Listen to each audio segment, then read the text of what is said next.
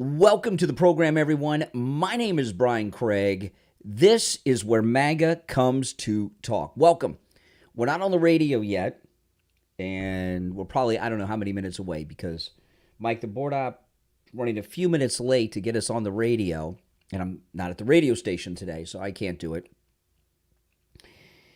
But you're getting the pre-show. This is the pre-live on the radio right here, and we have so much to cover today. You know, I'm going to start, of course, with what's going on with General Milley with Pete Hegseth. And, you know, Milley committed high treason on January 6th. And we'll go through that. And they're talking about demoting him. And, you know, he could be demoted. I would like to see them demote him. You know, you got to be realistic about it because I know everyone will say, well, he should be demoted to buck private. If you go to prison, right, if you're court-martialed and go to prison, you lose all your rank and benefits. That's true. But do you think that Pete Hegseth and President Trump, and this is something I want to ask people to call me about, do they really want a court-martial? Because the jury in a court-martial would be other high-ranking generals. And most of the generals in place right now are Biden and Obama generals. Might not be able to get a guilty verdict. So would it be better to not have a court-martial of Milley? We got to be realistic. Not have a court-martial of Milley, and after they investigate and show everyone what he did, demote him to, say, colonel, which is a big step down. He'd no longer be a general at all, and that would affect his retirement as well, big time. What would you guys think? Because I don't think a trial's risky. Now, if they bring him up as on a court-martial, that would mean that Pete Hegseth thinks that they're going to get a conviction, but it's hard to say when you've got this woke military with all these DEI generals in the Army, which would be his jury. So I think it would be more realistic to have the defense secretary, Pete Hegseth, and the president of the United States, Donald Trump, to demote him as low as they can. At least to colonel, right? At least to colonel.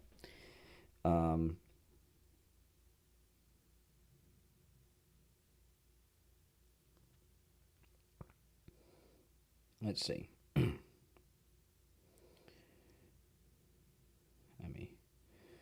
We got a couple minutes here till we're live.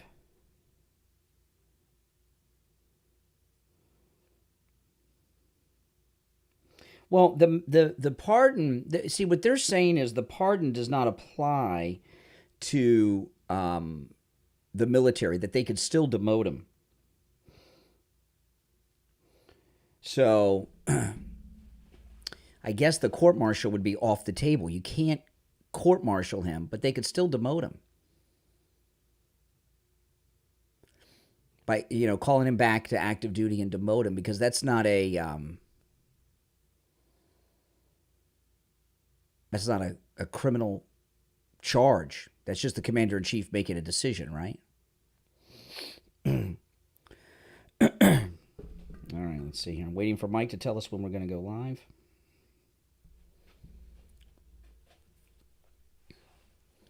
I've never heard of someone... I don't know how pardons affect the military system, though. Do you know of anyone who's been pardoned that's a military person for military crimes? Are these pardons covered? Do the pardons cover... See, here's another question. See, we're in uncharted territory with these pre-pardons. Are we able to give does the pardon have to be specific to military charges? Has anyone been pardoned of military crimes by a president before that you all know of? I'm not talking about the Civil War people. That was a whole nother deal. I'm talking about a specific officer who broke specific laws that are violations of the military code of conduct.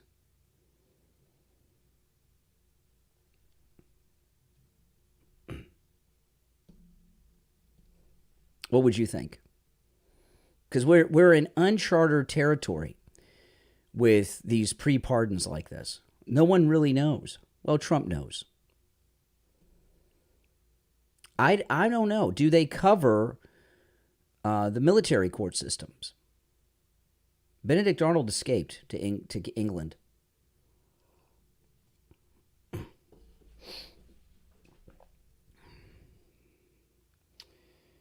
Let's see.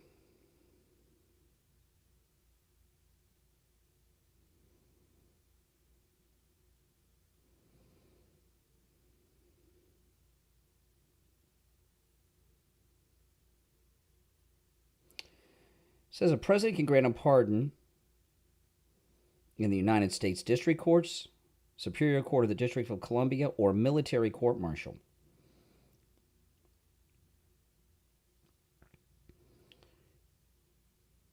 So we are definitely in new territory.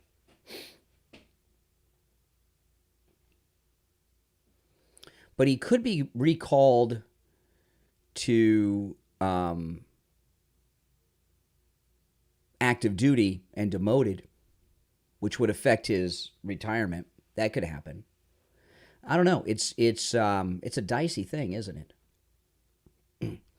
But then again, maybe the investigation itself would just reveal his actions to people that don't know about it on January 6th. No talk like that, Antonio. That will not be allowed.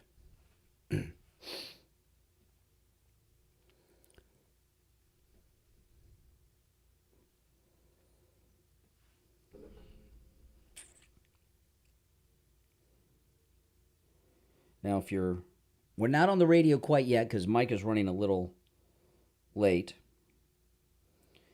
Let me see. Because I've never heard of somebody in the military being pardoned before. I'm sure it's happened.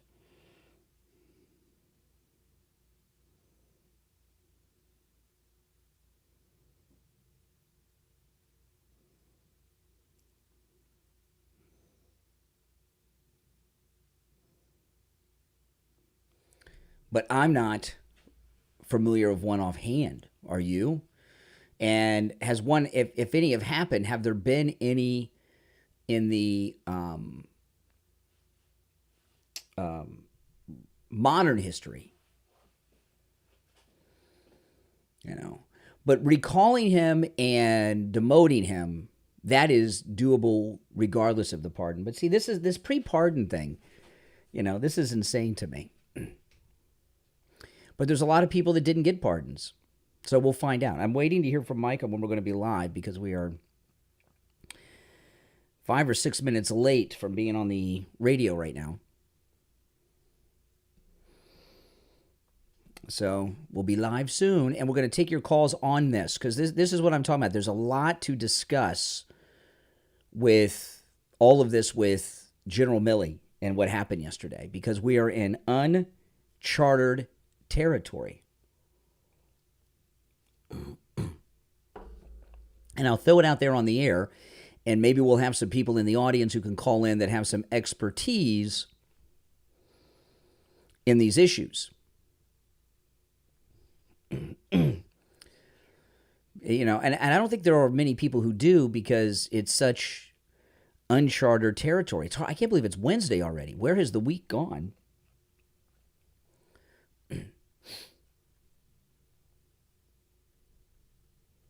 If you're new, make sure that you subscribe. I'm waiting to hear from Mike is the board op at the radio station. He's running late, so I'm waiting for him to signal me as to what time we're going to be live on the radio. But that's what I'm going to lead with today because I think there's all kinds of great questions here. You know, has anyone in the modern era been pardoned for military crimes? Would the demotion hold up? Or would they say he can't be demoted by the commander-in-chief because he was pardoned by the previous commander-in-chief? I don't know. I think you can demote anyone at any time. if you're the commander-in-chief, it's up to you, right? No, Vindman did not get a pardon. He's another one who should be recalled and demoted. Well, we'll get through all of that when we get on the air. I thought we would be. I would have started right now with all this, but I thought we'd be on the air by now. So we're not. Okay, he's setting up now. Okay.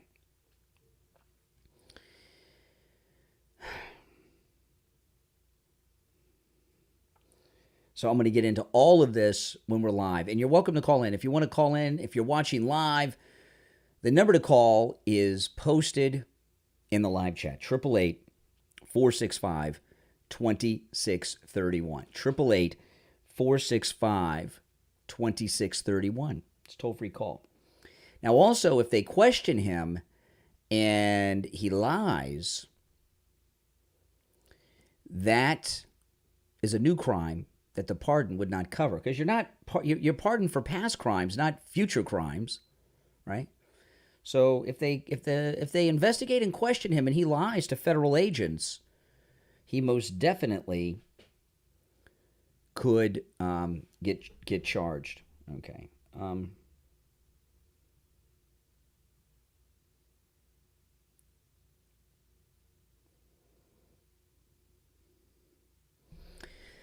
So, yeah, what would be your guess? Will Trump recall General Milley and demote him?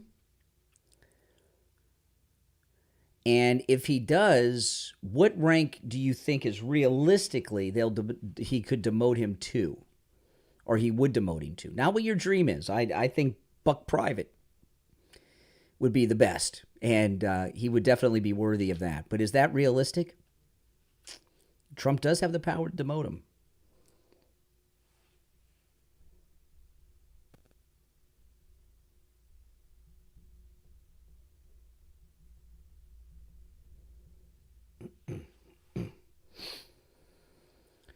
So we missed the first segment.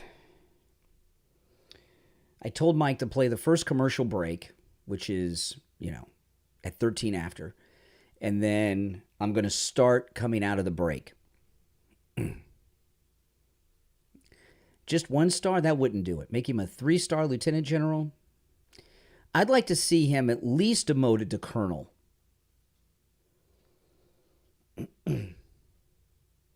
But the lower he could demote him, the better. I'd like to see him recalled to active duty and then demoted to as low as President Trump can demote him. That's what I'd like to see. I mean, I'm being realistic. He's got the pardon. I'm sure it covers the military system. Okay, we'll be live in 3 minutes on the radio. I'm sure it covers the military courts completely, so there's no hope of trying him. So we got to be what is realistic, or call him to active duty and demote him as low as you can and give him the worst job you can give him. Can you demote a 4-star general to private first class? Can a president do that? We're in such uncharted territory, but it really needs to happen. And a lot of it has to be also has to be with him discussing being questioned, which he has to testify. He has to answer questions and get on the record what he did on January 6th. Has a general ever... How does anyone know when a general has been demoted, or an admiral, how low have they gone in that demotion? I remember in Abu Ghraib, there was a lady brigadier general, and she got, because Abu Ghraib was a big scandal, they demoted her to colonel for her retirement. They fired her, forced her to retire, and demoted her to colonel. It was just 1 step. From 4 to 3, any demotion, even taking 1 star, would be humiliating, but he needs to feel more than just that. Right? I think. I don't think 1 star is enough. At least to colonel. He should be in prison, but he's been pardoned by Biden. So he can't. There's the only way that he would go to jail is if federal agents question him and he lies and they get him on perjury charges. That's the only way they could send him away to jail and get a conviction on that crime, by the way, which is an unknown. Because if he lied, would he be tried in civilian or military court? You see, there's so many things here. Probably military court. Well, I'm gonna break it all down. I would have started with it at the top, but I didn't think we would be on the air this late. So I'll lay out the whole premise when we start in about 30 seconds. We're going to be live in 30 seconds. If you're new, my name is Brian Craig. This is where MAGA comes to talk. All right? So if you're new, subscribe. All of you who are already subscribed, do me the favor of liking the video. That helps a lot.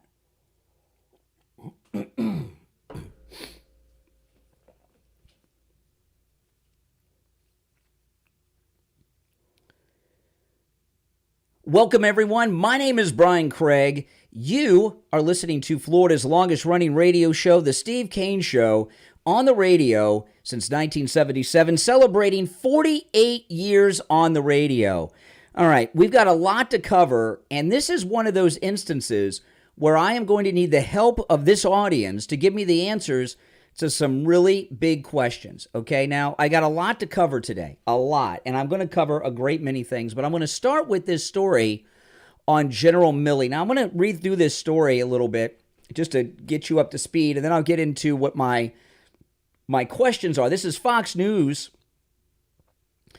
The Pentagon is, and this is all under Secretary of Defense Pete Hegseth, Pentagon pulling General Milley's security detail and clearance immediately, and he may face demotion in his retirement. Now, General Milley was one of Biden's pre-pardons, and the pre-pardon covers all federal legal systems, including the military courts. So there's no way that Milley can be tried, even in military court, for his crimes on January 6th, which I'll go over in a little bit. But here's Fox News. Defense Secretary Pete Hegseth will announce he is immediately pulling retired four-star General Mark Milley's personal security detail and security clearance, multiple senior administrations officials tell Fox News. Pete Hegseth is also directing the new acting inspector general, remember because Trump fired all those inspector generals, to conduct a review board to determine if enough evidence exists for General Milley to be stripped of a star in retirement based on his actions to undermine the chain of command during President Donald Trump's first term, officials say. The Pentagon will also be removing a second portrait of General Milley inside the Pentagon. This one is from the Army's Marshall Corridor on the third floor, honoring his service as Chief of Staff of the Army. Fox News is told the removal of the second portrait will take place as soon as, last night, so it should be done. This means there will be no portraits of Milley inside the Pentagon. The first portrait of Milley from his time as the U.S. military's top officer was removed from the Pentagon last week on Inauguration Day, less than 2 hours after President Trump was sworn in. Now retired General Milley and other former senior Trump aides have been assigned personal security details ever since Iran vowed revenge for the Soleimani 2020 strike. On Fox News over the weekend, it goes on and on. Okay, General Milley served as Joint Chiefs Chairman from 19 to 23 under Trump and Biden. He was the Army Chief of Staff from 2015 to 19. In his new book, War, CIA operative Bob Woodward writes, General Milley told him at a reception at the Willard Hotel in D.C. on March 6, 23, that he believed Trump was fascist to the core. Milley was still serving in uniform as chairman of the Joint Chiefs when he made that remark. Woodward wrote that General Milley shared his worries about Trump's mental stability and control of nuclear weapons in a previous book. When the leader of ISIS was killed, President Trump did praise Milley and thanked him. It goes into some details on that. Bob Woodward and his co-author of the book Peril, Robert Costa, wrote, General Milley called his Chinese counterpart on 2 occasions in the final months of Trump's first term, warning him that U.S. military forces had no plans to strike China. Okay, so here's what's going on. On January 6th, General Milley committed some very serious crimes. In fact, the worst of all, treason.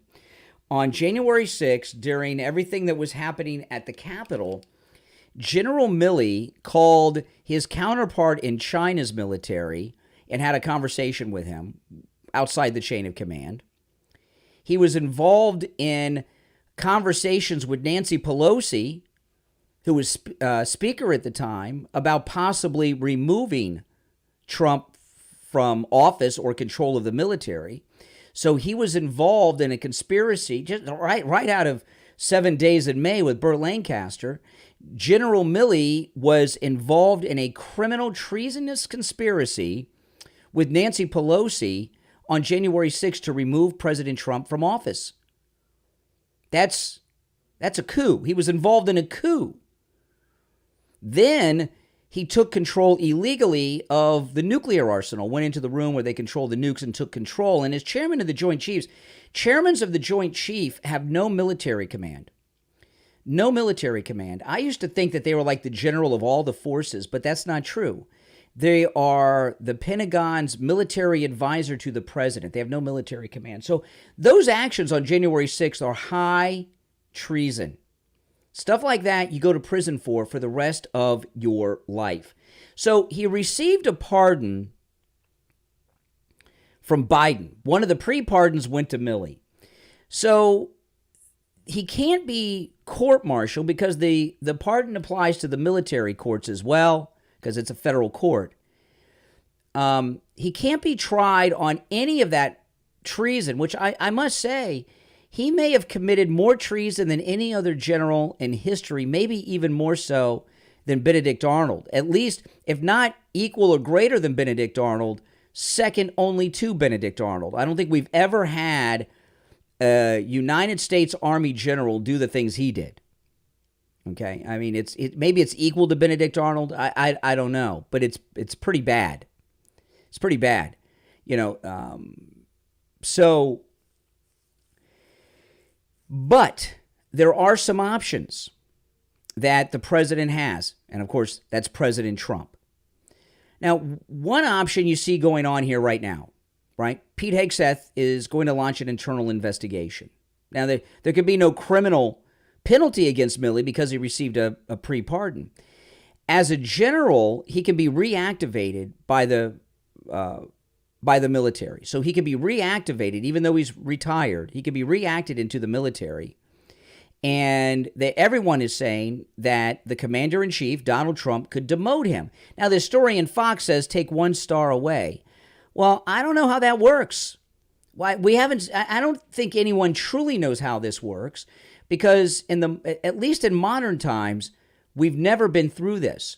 Now, there have been people that have been pardoned for military crimes, but I don't think anyone's been pardoned for a crime. And I don't want to talk, the Civil War people don't count. That was a different thing. Outside of the Civil War. Everyone got a pardon in the Civil War, from General Lee down to, a drummer boy, okay? That was a different time and a different situation. But since and before the Civil War, I don't know if we've had a pardon of a general ever, and certainly I don't think we've had a pardon outside the Civil War now, before the Civil War and after. Have we had a pardon of anyone in the United States Army or any branch of our service who had committed high treason and was involved in a coup of the president of the United States, which is what that conversation he had. What they were talking about doing was remove, and this was the discussion he had with Pelosi and others, removing Trump somehow. They were talking about how it could be done and making Pence the president. That's what their plans were. And by the way, those discussions went all the way through the day before the inauguration. They were thinking about doing that as some humiliation to Trump and Pence showing up at Biden's inauguration as the new president. That was a real thing. And he was involved in all that every step of the way. So there's no way, again, outside of the Civil War, there's no way we've had a pardon of a U.S. military person of any rank for something like that. But he's gotten the pre-pardon. So there's a couple options for Donald Trump. And I want to throw this out to you guys because I know we have a lot of people that are former military that have an understanding of this. Because but no one really does. So I want to hear your thoughts on this at 1-888-465-2631. Every expert agrees that he can be recalled to active duty as a general and that Trump can demote him. We know that. How far can he demote him? How low of a rank can he demote him? Can he take all his stars away and make him a colonel, a second lieutenant, or a private first class? What the commander-in-chief, because now keep in mind, he's received a pardon from Joe Biden, a pre-pardon. With a pardon, can President Trump recall him to active duty and demote him still, even though he's been pardoned? Is that still under the purview of the commander-in-chief? And how low is he allowed to pardon him? Can he make him a private first class? Can he make him a colonel? Can he make him a brigadier general? How low can he pardon him? And this is a very important thing because, the thing about a democracy, a republic, like ours, is the military answers to civilian authority. That's why we have a civilian defense secretary, a civilian commander-in-chief. Okay? So I want to ask you that. How low can he be demoted with the pardon? Or does the pardon prevent him from being demoted? Everyone says he could be demoted. Fox is saying 1 star. I think they just made that 1 star up. How low can he be demoted? Now, I saw a general, when the Abu Ghraib incident happened, there was a lady general who was in charge of Abu Ghraib at the time, and she faced discipline. They fired her, forced her to retire from the service, and they demoted her to colonel. She was a brigadier general, and 1-star general, brigadier general, and they demoted her to full colonel. Can he demote him only? Can President Trump, 1, demote him with the pardon? And 2nd, can he demote him just 1 rank and make him a 3-star lieutenant general? Could he demote him to colonel? Or could he make him a private first class? Is that possible? Second, and I want to hear your thoughts on this, if any of you know. I got a lot of issues to cover, but I want to hear your thoughts on this because this is big and it's important. And after the break at the bottom of the hour, I'll tell you why it's important for many reasons. Second, could he recall him to active duty, demote him, and keep him in the service and give him like the worst job? Could he do that? And third, and I'm talking about realistically now, and third, there's another possibility, okay? The pardon doesn't include future crimes. So if there's a federal investigation into his actions on January 6th, and he lies to the federal investigators, lying to federal agents is a federal crime. People go to prison for this. This is what jams up a lot of people, right? Isn't that what they got Flynn on? So if they get him in one of those perjury traps, even with the pardon, is it realistic to get him in jail? And if he lies to the federal investigators, it's a military investigation, NCIS, Mark Harmon and the whole bunch. He would, if he lies to federal investigators, he would be tried in a military court. And if he's tried in a military court, the jury would be made up of his peers, which would be other generals. Could you get a conviction with a jury of generals in this DEI military generalship that we have going on right now? So there's a lot of things on the table about Milley and what's going on. I know we've got a lot of military, ex-military, experts in the military in this audience, and I would very much like to hear your thoughts and opinions on this. Our number is toll-free, 1-888-465-2631. 888-465-2631. It's a toll-free call. I got a lot of other topics I'm going to get into today, but I would like to get some questions on this. I'll get to your calls after the break and also tell you why it's important that this is dealt with and dealt with properly, and Milley faces some type of consequences for his high treason on January 6th. It's the Steve Kane Show. My name is Brian Craig. We'll be back right after this.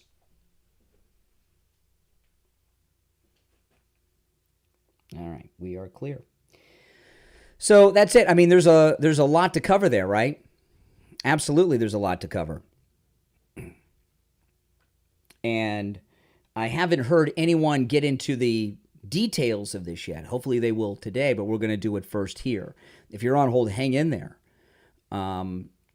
If you'd like to call in and you're watching live, the number is pinned in the live chat. 888-465-2631. 888-465-2631. It's a toll-free call, no matter where you're listening. I will go to the calls after the break, and I'll break down why this is important, too, in the next segment, as this has got to be dealt with yesterday. The pardon does apply to the military courts. Mm-hmm. But I'm glad they're going after him. It takes a lot of balls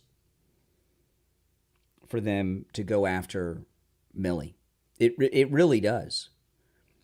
Got it. This is and it's the first move by President Trump to go after the lawfare people, because we're wondering what's going to happen to these lawfare people. Well, he's one of them. He's in bed with them. So, and he was conspiring with people like Pelosi who didn't get pardons.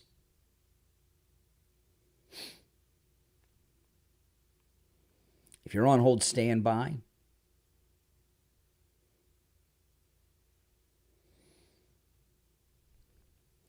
And you got to understand, I don't know if we've ever seen a general in the modern era commit a felony. There's been some sexual harassment things, like Tailhook. There was a general involved in that. There's been some adultery things, but we've never had someone who's done something, like this.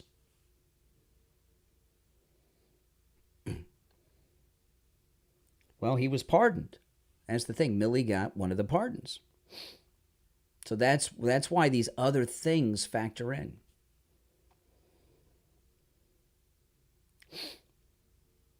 So it's a mess. It really is, isn't it? It's a mess. Now, if you're new, make sure you subscribe. And everyone who's already subscribed to the channel, please like the video, if you don't mind. That helps a lot. Get the word out about the channel. I'm waiting for Mike to tell me when we're back. Did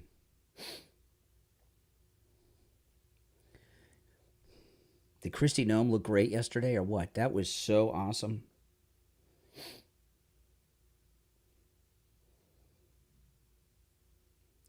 She's pretty cool. That was amazing. Yesterday it was pretty cool. I loved it. That was amazing.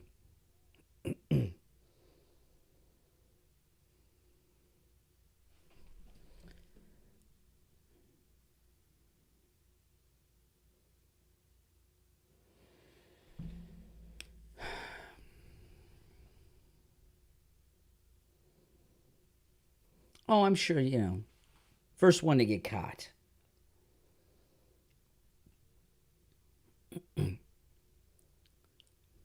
But I still think he could do the recall and demote him, even with the pardon. Okay, we'll be back in about 20 seconds, so stand by.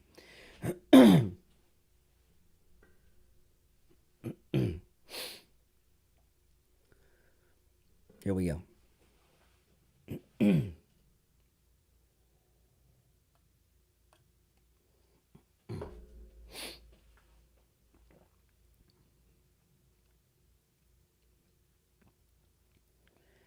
Welcome back, everyone. I'm Brian Craig. You're listening to The Steve Kane Show, Florida's longest-running radio show, on the radio since 1977. Callers on hold, stand by.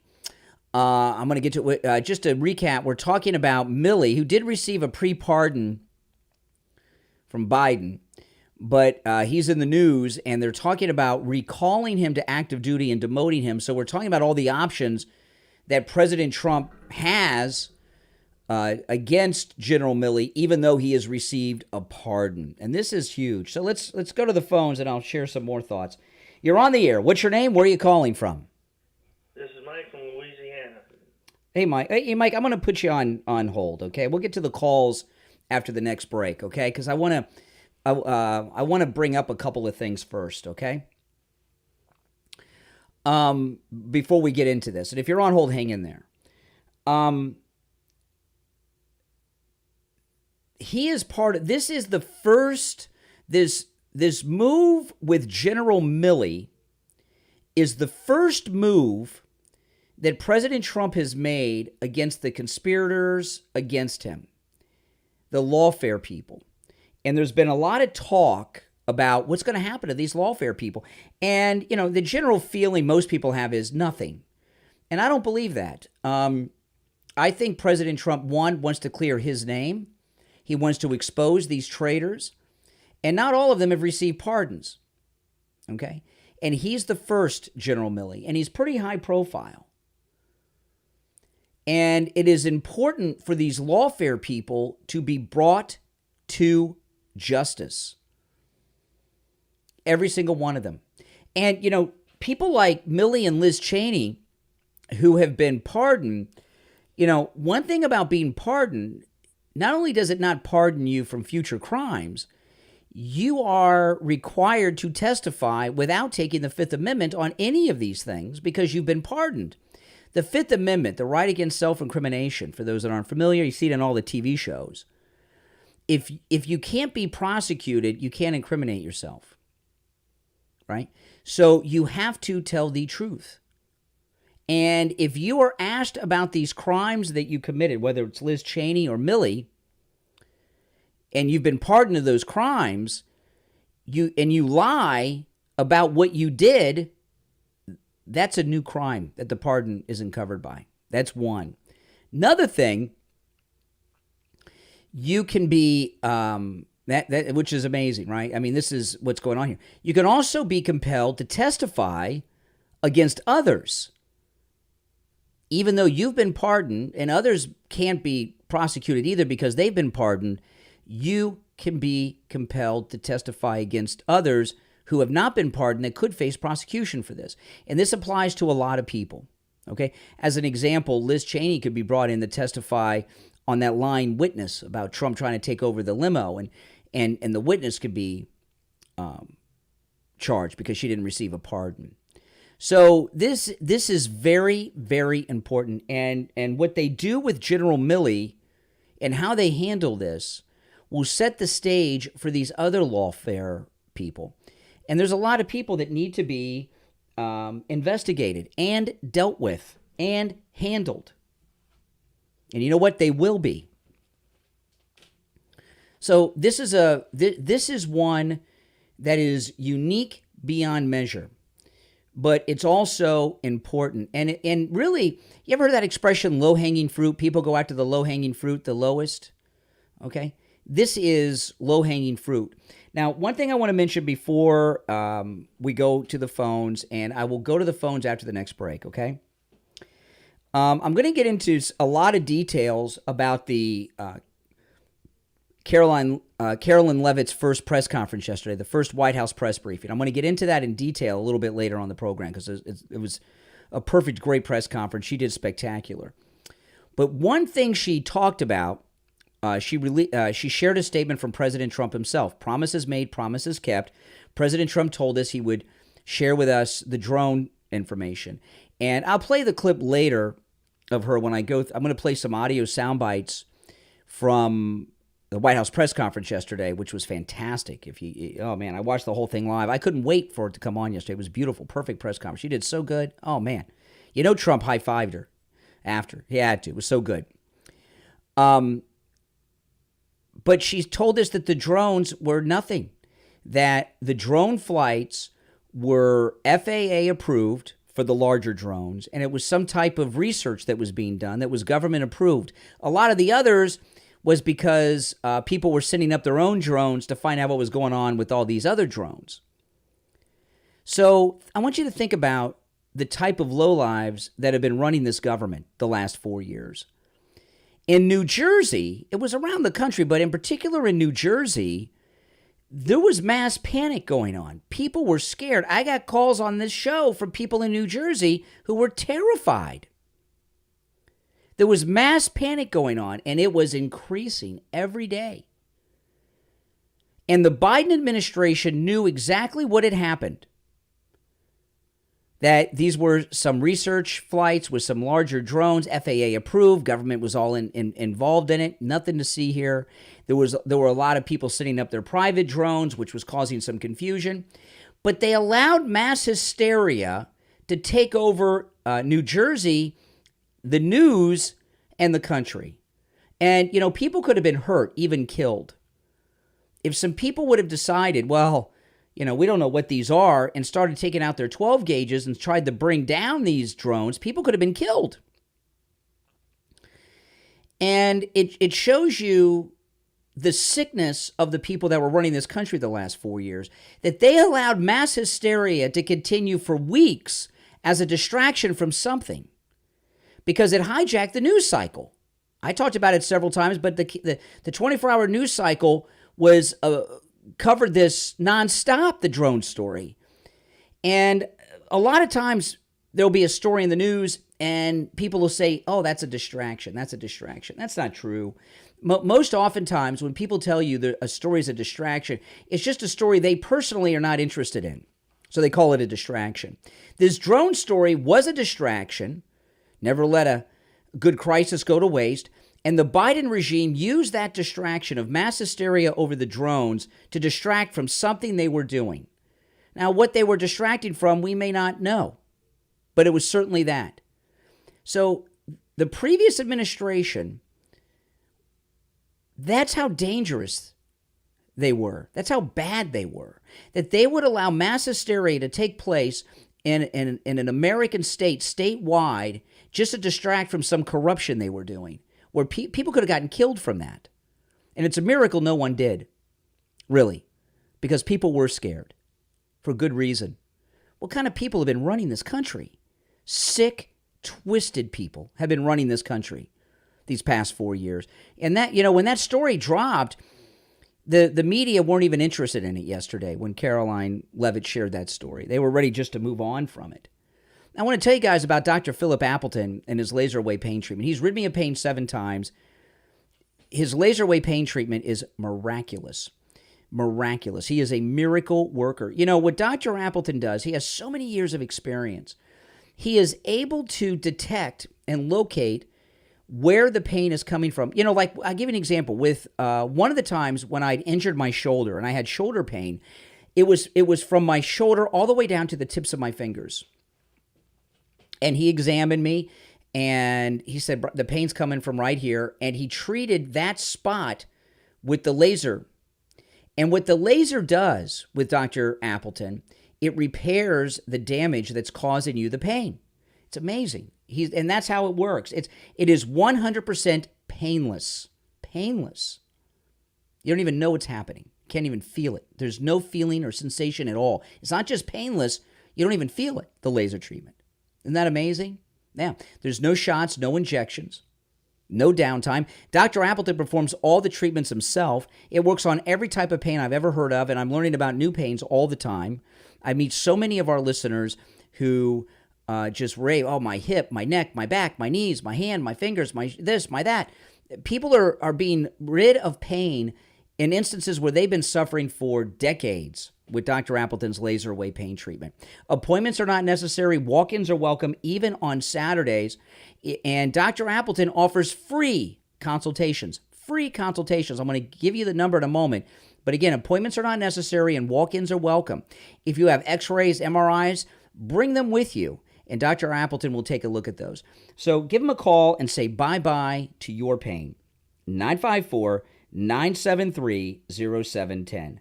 954-973-0710. And online, AppletonChiro.com. All right, it's the Steve Kane Show. My name is Brian Craig. We're going to take our last break of the first hour and be right back.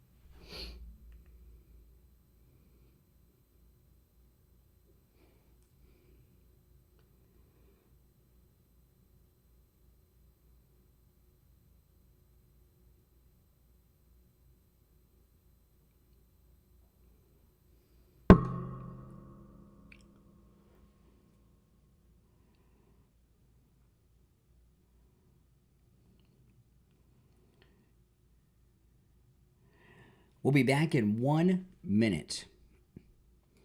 All right, we're going to be back in just 1 minute from now. Less than that, actually. So if you're on hold, I'm going to go to Mike because I put him back on hold there. I didn't set up the phone. I had to set it up during the break here. That's why I put him back on hold.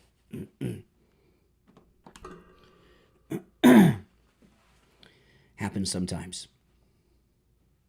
So we are in just all kinds of new territory today. No getting around that.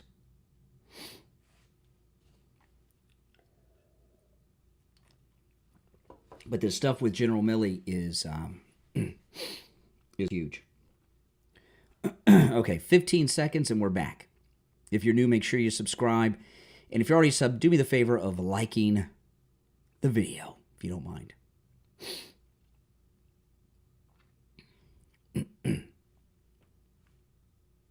Welcome back, everyone.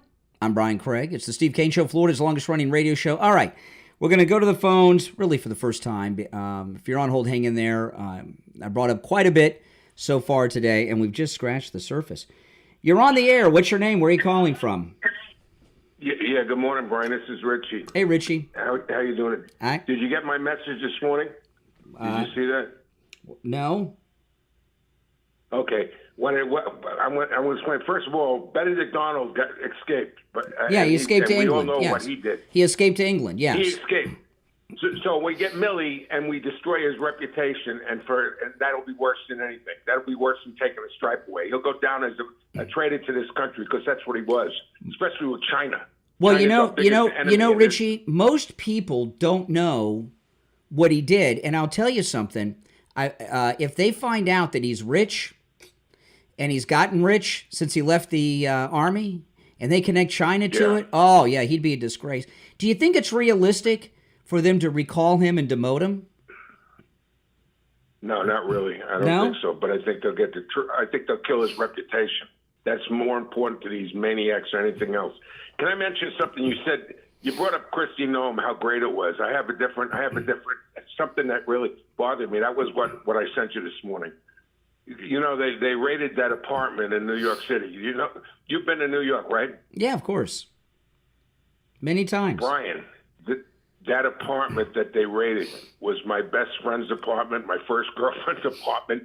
In the back, I mean, I left it. I looked at that and I got sick. I got totally sick what they've done to that whole place. But when I was a kid growing up, I was 5 years old. My first girlfriend was there. And then a guy moved in there, became one of my best friends. In the same apartment? I mean, in the same apartment? That same apartment that 15 of these dirtbags. Wait a minute. The same building or the apartment that the gang leader was in? The same apartment. Oh my goodness! I used to talk to my friend's mother, and she used to be at the window, and the father used to take me to hockey games in New York. I was totally shocked. And in the same building, I had a very close friend that I went to camp for 4 years with, overnight camp. I mean, small world. It brought my childhood back. I could not believe it. You know what the odds of that? The odds of that happening? Well, I live right next door. Not as high as you think. Somebody had to live there before. Yeah, but there's so many people in New York City and so many kids and so many neighborhoods. This was my best friend's apartment. I just was totally shocked. And then this guy, I'm glad, and Venezuelan. I'm married to a Venezuelan girl. Everything just was like, oh my God. You know, the thing about this gang leader, Christy Nome leading the raid, which was pretty exciting. But there are a couple things about this guy. One, I was surprised how young he is. He looks like he's about 22 years old. About that. Yeah, and the other thing is he wasn't hiding, and he had no fear of being caught because he didn't think the government would ever round him up or care to. He thought he was like a free man to roam. Yeah, that one guy they interviewed, the neighbor, said that they were smoking weed outside all day long, not working. They had girls coming out of that apartment, prostitutes. There were 15 of them living in one bedroom. You know, apartment, usually people that are wanted, especially the most wanted, they live a clean life. They don't want to get busted with by not using a turn signal to change lanes, right? That's how they got Bundy. He had a busted taillight, remember? So, but this guy was doing crime, smoking weed, hanging out, bragging. It's insane. that neighborhood has changed so much. It broke my heart. It really bothered me. It's bothering me right this time I'm talking to you, but I had to get it out. I mean, it really bothers me to see as a kid how beautiful that place was with the neighborhood. Everyone was so close knit. But you know what though? My grandparents retired to Florida, and they lived in a nice house in Pompano, and my grandmother had a duplex with her sister. My grandmother's sister, my aunt, lived on one side, and my grandmother lived on the other. And I used to go there every summer. It was beautiful. It was nice. And, in Pompano, close to, and I went by there a few years ago, and it was like a drug den. So neighborhoods change. I was like, oh my goodness. Yeah, but it makes you feel bad though. I bet it does. It brings back the memories, and I resent the fact that they've destroyed the neighborhood. That's all. When I saw that, and all my friends, and that very apartment, I could not believe it. Yeah. It could be any other apartment in that building. So you may have used they may have updated it, but you may have used the same toilet as the head of Trende Agua, whatever it's called. I've been in that whole thing. I was inside that so many times. You have no idea. He was one of my best friends. It's pretty surreal. Played ball with him, everything. It's weird. It's like you guys have heard me tell you so many times how I ran into the Parkland shooter before the shooting, right at Wawa. Yeah. And he scared the daylights out of me. I didn't even know who he was because he hadn't done what he did yet. And and when something like this happens in the news and you've had some connection to it, it's weird. Brian, I had the guy, the 9/11, on my bus, taking him to the driver's license bureau in Broward County. Which one? On University Drive. The guy, not Otta. The guy, he was heavy with glasses. We talked. Oh, you're like Forrest Gump. You got a connection to all these historical things. I could not believe that when I saw that he was one of them. I took him. He went to get his driver's license on Pembroke Road at University, and I had that number 5 bus. I drove him right there. We had a total good conversation. I was shocked when I saw the picture. Really? Wow. Yeah. Isn't that something? Yeah, all right. Well, it's good to hear. All right. Good to hear from you. All right. Take care. Take care. All right. You're on the air, Mike. Thanks for holding. What's on your mind? You're right with Milley. The best we could hope for with Milley is to call him back and bust him down to Colonel or PFC or whatever. Oh, that'd be awesome. And then that would be the best we could hope. Unlike him, Vindman is in real trouble. Oh yeah, I'd love to see Vindman reactivated. He can be reactivated. He can be brought in front of a military tribunal and be charged with treason. Yeah, I think he committed treason too. I find it impossible to believe that Lieutenant Colonel Vindman, on his own, just decided to turn the President of the United States into the Inspectors General. And he took that phone conversation, a private conversation the president had, and handed it over to someone. There's a lot of crimes there, and but he got he could most definitely face punishment in the military justice system, no doubt about it. Right, and the thing with treason is the constitutional punishment for treason is what? Is hanging. They don't do that anymore. That's not going to happen. You got your fan. No, they don't do that. Oh my goodness, these guys and with Vindman, prison or and demotion. But if you go to prison, you lose everything. If no matter what your rank is in the military, if you're sentenced to prison, your rank is prisoner. That's it. That's your new rank, prisoner. So yeah, Vindman could probably go to prison, and I think there's a good chance he's a spy for the Russians. I think there's a very good chance of that. I don't know, but he was born in the Soviet Union, and his parents came. He was born in Ukraine, but it was part of the Soviet Union then, and his parents brought him here as a baby. But he very well could be a Russian spy in our. That is very possible, and a deep military investigation into Vindman. Who knows what that would I don't believe he did what he did on his own, though, with that phone call that he with Trump and Zelensky. There's just no way. I mean, a lieutenant colonel taking action like that on their own? There's somebody else got him to do that. There's just no way. And pushed it through so it would happen, because what he did was so absurd. He took that phone call. For those that don't remember, President Trump had that phone call with Zelensky, the one that President Trump refers to as a perfect call. And it was a private conversation, but Vindman was, because of his capacity in the military, was one of the government intelligence people who listens in on such phone calls. He took that phone call recording and gave it to the inspector general, who did an investigation of the commander-in-chief. Can you imagine? And that's how they got that impeachment going. So no, there's no way he made a move on like that on his own, and he did not get a pardon. And there was a story when the pardons first came out that Vindman's wife was ticked off, was outraged that he didn't get a pardon, which shows that they're afraid that something could happen. All right, now I want to talk to you guys about the free doorbell camera offer from Slomin's. No matter where you're located, give them a call. I was telling you how I got this doorbell camera for my daughter. You want this doorbell camera. It's obviously a part of your security system, no doubt about it. But I find it most convenient with the Amazon deliveries, the DoorDash, the Instacart, the people that knock on your door soliciting, trying to get you to peddle and buy things. It's such a convenience because of that. You get a notification on your phone anytime there's movement at your door, no matter where you're located. So sometimes when I'm on our cruise, I'll get notifications. There's somebody at the door. I can see who it is, even if I'm in Aruba. It's amazing.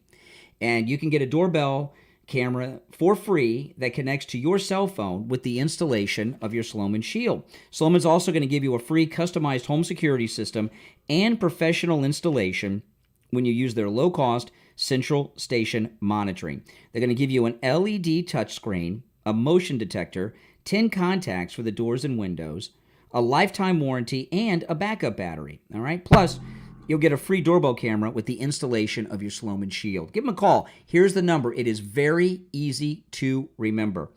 1-800-ALARM-ME. 1-800-ALARM-ME. That's 1-800-ALARM-ME. 1-800-ALARM-ME. Get it for yourself. Get it as a gift for mom, dad, grandma, grandpa, or your adult kids. 1-800-ALARM-ME. All right, you're listening to Florida's longest-running radio show, The Steve Kane Show, on the radio since 1977, celebrating 48 years on the radio. My name is Brian Craig. After the top of the hour break, I'm going to get into some other issues because there's a lot. But you're welcome to call in about any of the things I brought up in this first hour about General Milley, because I think there's a lot of questions to be answered here. I mean, this is huge stuff. Our number is 1-888-465-2631. 888-465-2631. It's a toll-free call no matter where you are calling. I'm Brian. It's the Steve Kane Show, back right after this break.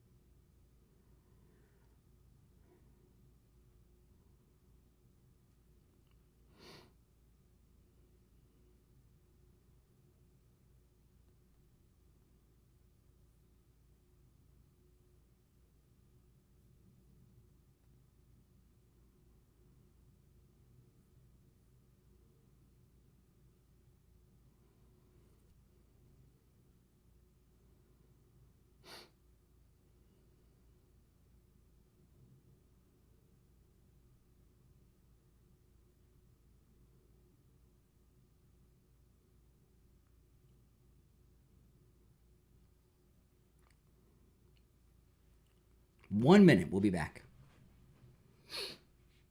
If you're on hold, hang in there.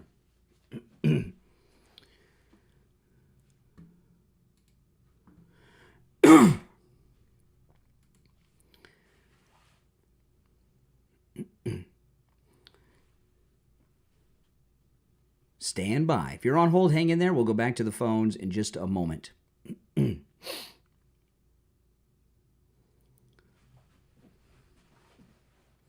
be back at the radio station tomorrow, which is Thursday already. I can't believe it's Wednesday. Where's the week going?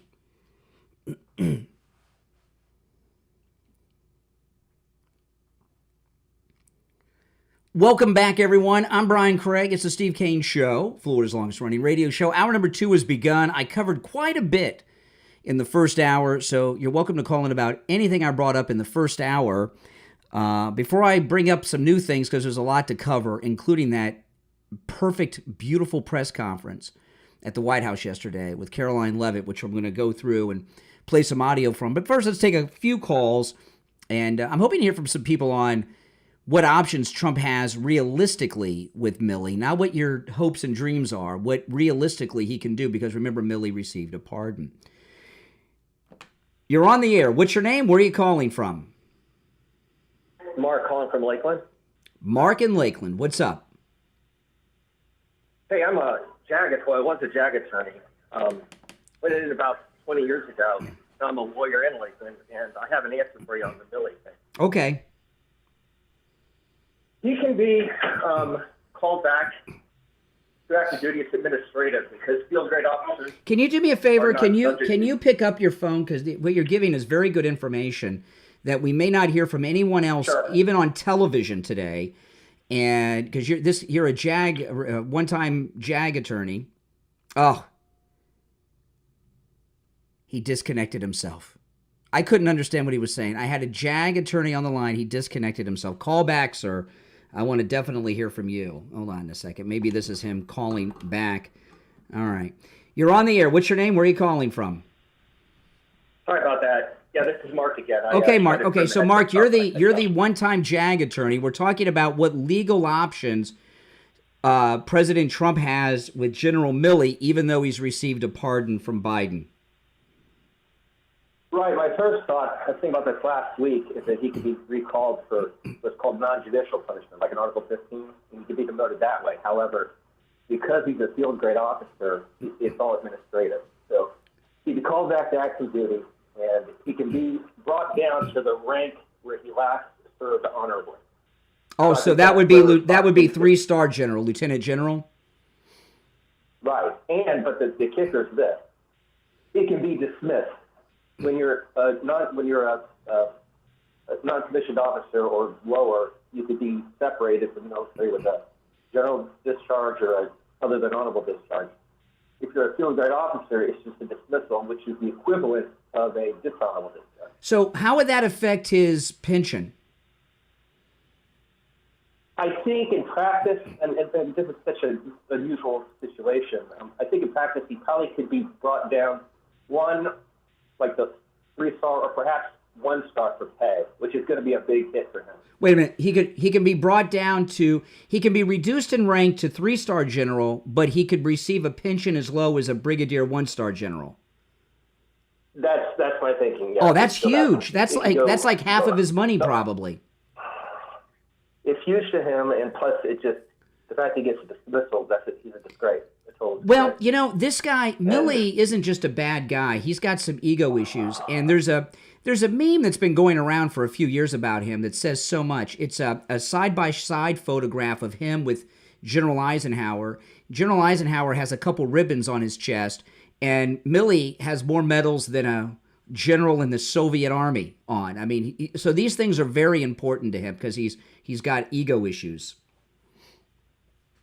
I encountered a lot of guys like that, that were his rank, or, well, not definitely his rank, but that were generals or colonels, and they kind of, when you see that picture of them walking behind Trump when they're going to the church that day, he makes the ACUs look even worse than they would do normally. He got, moves. Terrible. I mean, he encountered a lot of those guys. They couldn't pass a PT test to save their life, and Yeah, he definitely has a lot of issues, and I think that, quite honestly, I think the thing for Trump has to do with his own ego. Well, you gave us some good information. You know, this is brilliant information. So even with the pardon, this could happen. Oh, it's going to happen. Beautiful. Yes, it's going to happen. They wouldn't have done yesterday what they did with Hegseth. They wouldn't have done that if they didn't already have that in line. I mean, if I'm able to figure it out, Trump knows it. So if he's recalled, though, would we see him in uniform, or would it just be like a paperwork thing? Well, no, I mean, I think they go through the whole thing. They'd call him back. They'd have to probably go before whoever his superior be, which would probably be Trump. You'd probably make him get in his uniform and be dressed down. Oh, my goodness. So this is interesting. So there would be some massive media event of General Milley as a 4-star general walking somewhere to be dressed down, and he'll come back with only 3 stars? That's correct. Oh, my goodness. That would be beautiful. Because, it's great marketing, too. It is. The reason this has to happen is because you can't have this happening. People say, oh, he's going after his opponents, but that's not the point. You can't let this stuff happen again. It can never happen. Well, let me tell you, I would support this happening even if he did this to Obama or Biden. You know, the military answers to civilian authority, and what he did was incredibly dangerous. If Russia or China would have launched a major attack, or Al Qaeda, he had the military in such disarray for his behaviors, we would have been completely vulnerable to very deadly attacks. 100%. And what he did with Pelosi, with the discussions they were having about Well, listen, I appreciate the call and the expert information, which I don't think we're going to get even on on Fox today. I think you gave more legal military analysis than we're going to see all day in the cable news. I really do. I do because So listen, you were a JAG officer in what branch? Army. Yeah, I was in active duty for about 5.5 years, then reservist, but I had to get out because when Obama came in, they were starting to activate people, and you just go and do backfill like at Fort Gordon or something. Yeah, exactly. I didn't want to lose my firm. All right, well, listen, I appreciate the call and the information. Take care. Thank you, sir. Bye-bye. All right, that was an amazing call. Okay, I mean I got goosebumps, man. Was that not an amazing call? Let me because he was on a speakerphone. Let me recap what he said, just in case you had some difficulty hearing. He is a former JAG attorney. Okay, everybody knows what that is because the TV show. He said that even with the pardon, and this is his expert legal advice as a military lawyer, he said he could be recalled to active duty, face discipline, administrative discipline, and be reduced in rank to the last rank he served honorably in, which would be a 3-star general, lieutenant general. And the way it could happen, this is amazing, this is even with the pardon, is that Milley would be called in, and it could be to the Pentagon, to Pete Hegseth, it could be to the White House, to the Commander-in-Chief, Donald Trump, get dressed down, receive his punishment. He would be in full uniform. He'd walk in with 4 stars and walk out with 3. That would be so beautiful. And, that's the kind of thing that President Trump would, President Trump is very, he wants to make a statement, as he should. And, by the way, his pension could be reduced to as low as that of a 1-star brigadier general, which is huge because as a 4-star general, he's got a pretty hefty retirement. Big difference. He would lose more than half probably of his pension each month with that. So this is the kind of thing I think President Trump would like. And Pete Hegseth, coming from the world of the military and television, working with our Commander-in-Chief, Donald Trump, would know how to perfectly market this for the proper presentation to the media. That is amazing. I'm so glad that guy called. I knew if I threw this out, we would hear from someone with some expertise. I didn't think we'd get a veteran JAG officer, military attorney, call in with that level of expertise, and that was beautiful. And I was watching all this discussion on the cable news looking for some of these answers yesterday when this story broke. I didn't hear anything like that. Did you? All right. If you're on hold, stand by. We're going to take our first break, of the hour. And when we get back, we'll go back to the phones. Our number's toll-free, 1-888-465-2631. 888-465-2631. It's a toll-free call no matter where you are listening. See, this is what we used to do. Steve and I, before the internet was invented, you didn't have Google. We would throw out to the audience things like this. But what the answers he gave, you can't Google that. You can't Google that kind of legal analysis. That sounds like the perfect punishment for Milley. I mean, prison would be better, but he's been pardoned. Okay, if you're on hold, stand by. It's the Steve Kane Show. I'm Brian Craig. We'll be back right after this.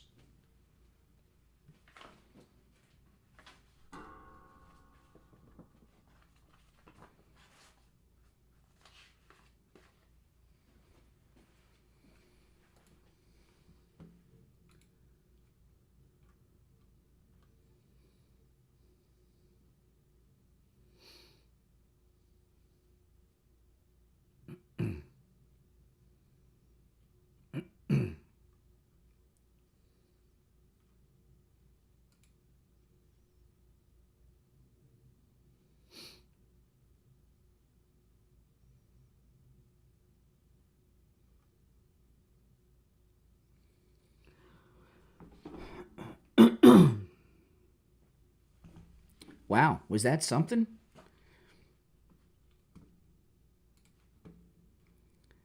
Was that call something? That was, I know, I wish he wasn't on a speakerphone, but you get a call like, I tried to get him off the speakerphone, he disconnected it. So, beggars can't be choosers. Plus, he may have wanted to disguise his voice a little bit. I think that's what he was doing. Quite possibly. He could have gotten off the speakerphone. But he wanted to hide his voice a little bit. I get it with that level of it. That was beautiful. Oh.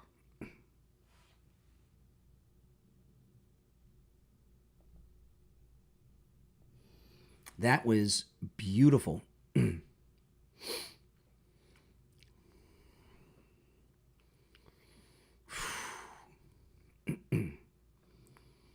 That would hurt him. His ego is so fragile. Or fragile. Anyone know where that from? Fragile. Anyone know what that comes from? Fragile. Must be Italian. Anybody familiar with that? Let's see. Anyone in the chat? Fragile. It must be Italian. What's that from? Someone's got to know. We'll be back in less than 2 minutes. We're on a commercial break on the radio. Rick Shaw in the chat. He got it first. Christmas Story. That's right. A Christmas Story. Correct. Yeah, that's right. Rick Shaw. The Ghost of Rick Shaw. Yeah, everyone's getting it out. Yeah. That's a great movie. I've seen that movie so many times. Remember on TNT over Christmas, they used to run it for like 24 hours or 48 hours? Fragile. It must be Italian. Anytime fragile comes up in my family, me, my wife, my daughter, we all say fragile. We all say that. We don't use the word fragile.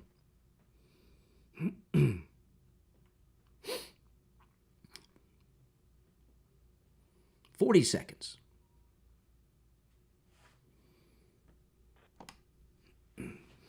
That's one of the cool things about a job like this. You never know who's listening. You throw something out like that, and we got like just beautiful, brilliant advice. Now, when we get back, I'm going to talk about My Pillow.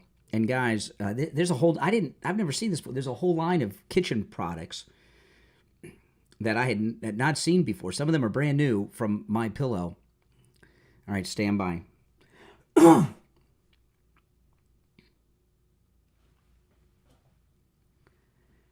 Welcome back, everyone. I'm Brian Craig. You're listening to the Steve Kane Show, Florida's longest-running radio show. Call us on hold, stand by. Was that call not amazing? The thing with the speaker, I think he was trying to disguise his voice a little bit. That's why he didn't pick up on the speaker. But we got great information. I'll recap it in just a bit. But I want to talk about My Pillow. And remember, guys, I know a lot of you guys, if you're listening, you're a fan of the show. If you want to support the show, a great way to do that is use our promo code Kane at checkout, Kane, at mypillow.com. There's an entire line of brand new items for the kitchen that I've never seen before at mypillow.com with huge discounts. Mike Lindell has kitchen aprons that come in multiple colors that are just $19.99 with our promo code Kane. A whole line of Christmas aprons. And also oven mitts in different colors and different sizes and pot holders for the kitchen. Oh, man. I've not seen these before. The MyPillow aprons, oven mitts, and pot holders. Waffle dish cloth sets. And by the way, the oven mitts as low as $14.99. The pot holders just $15.98 with our promo code Kane at checkout. And of course, there are dish towels and everything else for the kitchen, dish towel sets and everything else. These are some brand new. Yes, it says new products, new. So the MyPillow kitchen aprons, just $19.99 with our promo code Kane. The MyPillow oven mitts as low as $14.99, and the MyPillow pot holders also just $15.98. All new items with our promo code Kane at checkout, Kane, as well as the waffle dish cloth set, brand new, and of course the dish towels they've had for a while, but they got a whole bunch of new ones in as well. Huge discounts with our promo code Kane at checkout, Kane. Also, free shipping on orders over $75. You can also order by phone, 1-800-716-4879. 1-800-716-4879. Promo code Kane, Kane. All right, back to the phones. Man, you're on the air. What a great call that was. What's your name? Where are you calling from? Hey, my name's Rodney Jones. I'm calling from Lafayette, Georgia. Hey, what's up, Georgia?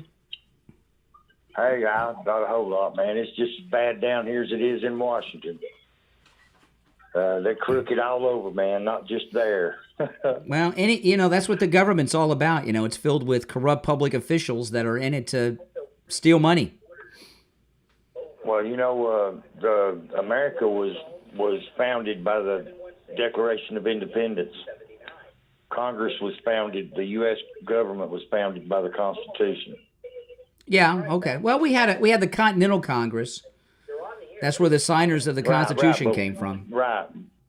But the thing about it is, 13 years after the Declaration of Independence was signed. That's true. We had the Articles of Confederation. We had the Articles of Confederation and all that. Hey, I appreciate the call, Georgia.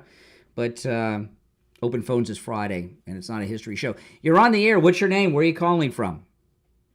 Good morning, Conservative Doug. Hey, Doug. The most important thing, I think, is the reason to want to call back Milley and Vindman is to cut their pay. If you bring their rank way down, their pay goes way down when they retire. I mean, a general gets, I think, over $220,000 a year.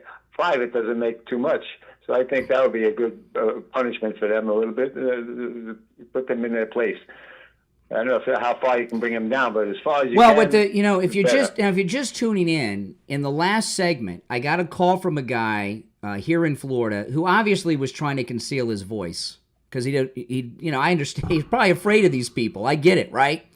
But he is a former military. He's a former Army attorney, a JAG officer, and he was giving us legally what can happen to Milley, because remember, Milley received a pardon, and this is what he said. He can be recalled to duty by the president, the commander-in-chief. Right. He can, even though he's been pardoned, he can face military discipline, be reduced in rank to the last rank that he served honorably in, which would be a 3-star general, and his pension pay, he can be reduced only to 3-star general, which is a big deal to this guy. And his pension pay can be reduced to that of a 1-star brigadier general, which is a huge pay cut for this guy. He said the way it could play out is he would be recalled to active duty, ordered to report in uniform. It could either be to the defense secretary, the commander-in-chief, or I guess the Army Chief of Staff and be disciplined with what they decide. He would walk in with 4 stars. They would demote him and take the star off. In that hearing, he'd walk out with 3 stars. And it would be a huge media spectacle. Oh, yeah. That would be, and put him on duty in Antarctica or something and make him suffer. This guy and Vindman too, man. They're both these guys are traitors, and whatever happens. Yeah, but Milley got a pardon from Biden. He got one of those pre-pardons. But I got to tell you, what we're talking about, what is realistically able to happen, would be a big blow to that guy. He's got such an ego issue. Listen, these guys, the generals and admirals, those are all politicians. Generals and admirals, those promotions go through congressional committees. Okay? So these guys are all political animals. And you see the medals, the rank, and everything else. It means everything to these guys. Oh, that would be very sad. Plus, everything he did would be exposed to the world in that investigation. Oh yeah, that's what we need to have, man. Show this guy his true colors, what he did to us. What a thing to do, man! I can't believe somebody of his rank would pull something like he pulled. But well, Doug, I appreciate the call. Yeah, I mean, this is great. You never know who's listening. Yeah, I got to tell you, we have great people in this audience who give us a lot of great information. I mean, that call made my day. That is one of the best calls I've ever gotten on this program. It really is. That was a great call. You're on the air. What's your name? Where are you calling from? Good morning. I'm calling from Royal Palm Beach. Hey, what's up? And my name's Dave. And anyway, the question I have, maybe it's a lawyer out there, but when these pardons came through, if it's anything like that, if it turns out that the guy giving the pardon is actually a principal in the crime, can't that be voided? That's never going to happen. The pardon. That's never going to be happen. Pardon me? That's never going to happen. Listen. Biden is so out of it. Remember that investigation they did at the Justice Department, they determined he was too feeble and not even mentally fit to face charges. None of that's going to happen. When you start you ever hear that? There's an expression they use, these pundits on television. I hate it. We're getting into the weeds here. I hate that expression. We're getting into the weeds. When you get into that kind of you got to do things simple, quick, and as simple as possible.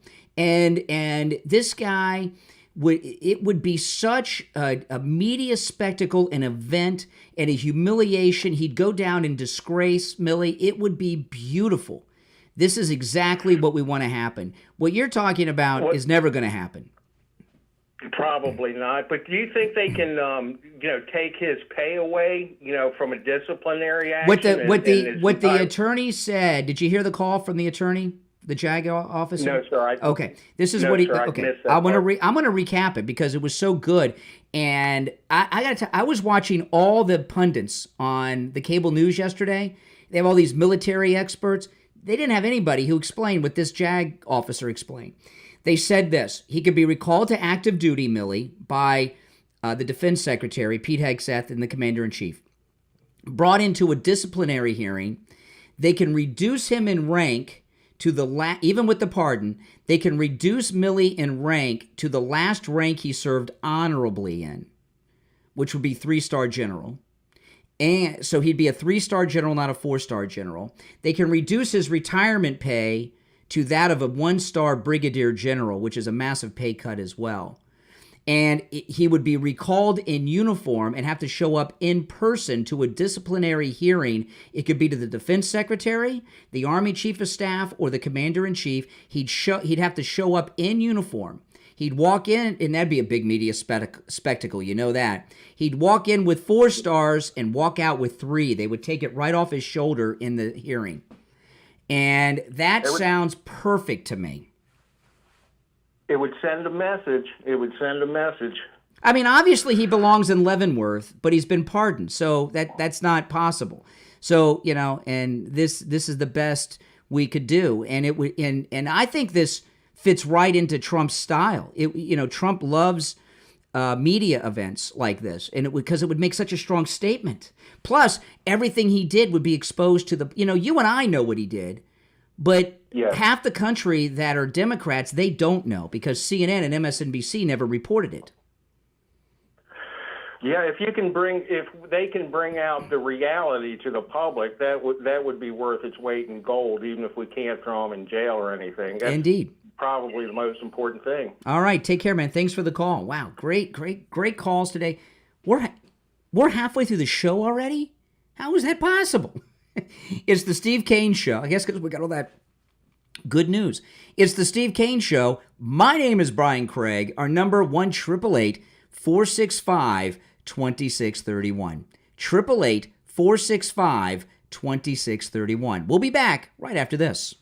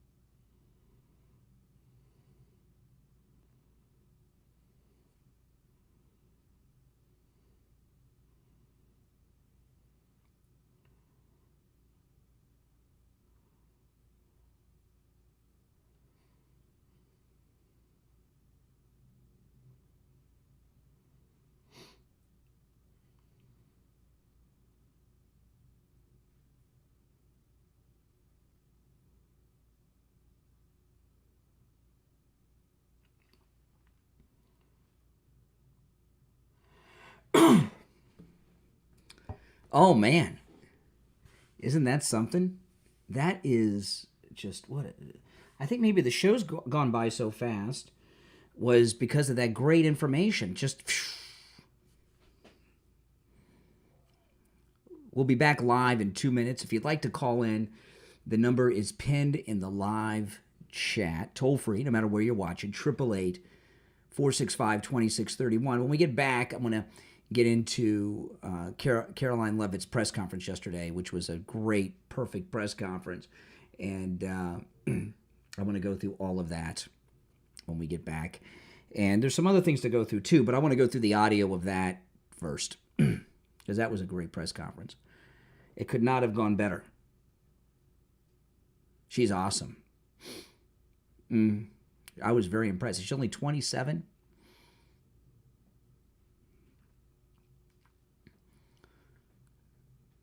She did very well. Very well. If you're new, make sure you subscribe. And if you're already subbed, do me the favor of liking the video, if you don't mind. That helps a lot. We'll be back in 1 minute.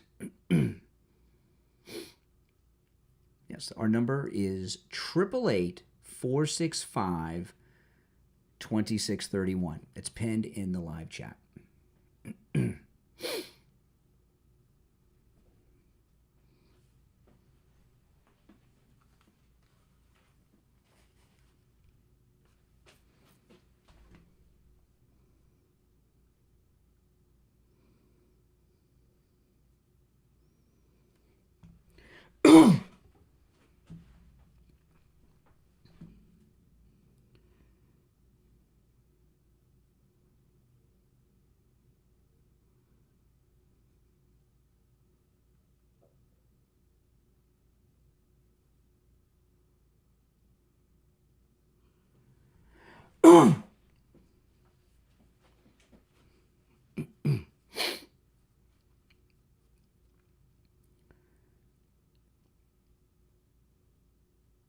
Welcome back, everyone. I'm Brian Craig. You're listening to The Steve Kane Show, Florida's longest-running radio show on the radio since 1977. What a great day. We're more than halfway through the show on this Wednesday morning, and man, oh man, did we get some good news. I'll recap that later because I want to get into some other issues. You know, the first White House press conference of Trump's second term with our new White House press secretary, Caroline Leavitt, was spectacular. And I was a little nervous about it. She's only 27 years old. And I've watched, I think, every first press conference for the press secretaries since I've been an adult. I don't think I've missed a first press conference because, you always want to watch the first press conference because everyone wants to see if they crash and burn. And it happened. Sean Spicer crashed and burned in his first press conference in Trump's first term. He just was not equipped. He just was not equipped. There's just no getting around it. He was just not equipped. But Caroline Leavitt, I was a little concerned because she's only 27 years old, and I've never seen her in action like that, really. I've seen her as a guest on television, but I've never really seen her pressed. She came out, and this is not, and I'll let you hear your thoughts on this. This is not an exaggeration, in my view. She, I believe, performed better than any other press secretary during their first press conference at the beginning of a new term ever.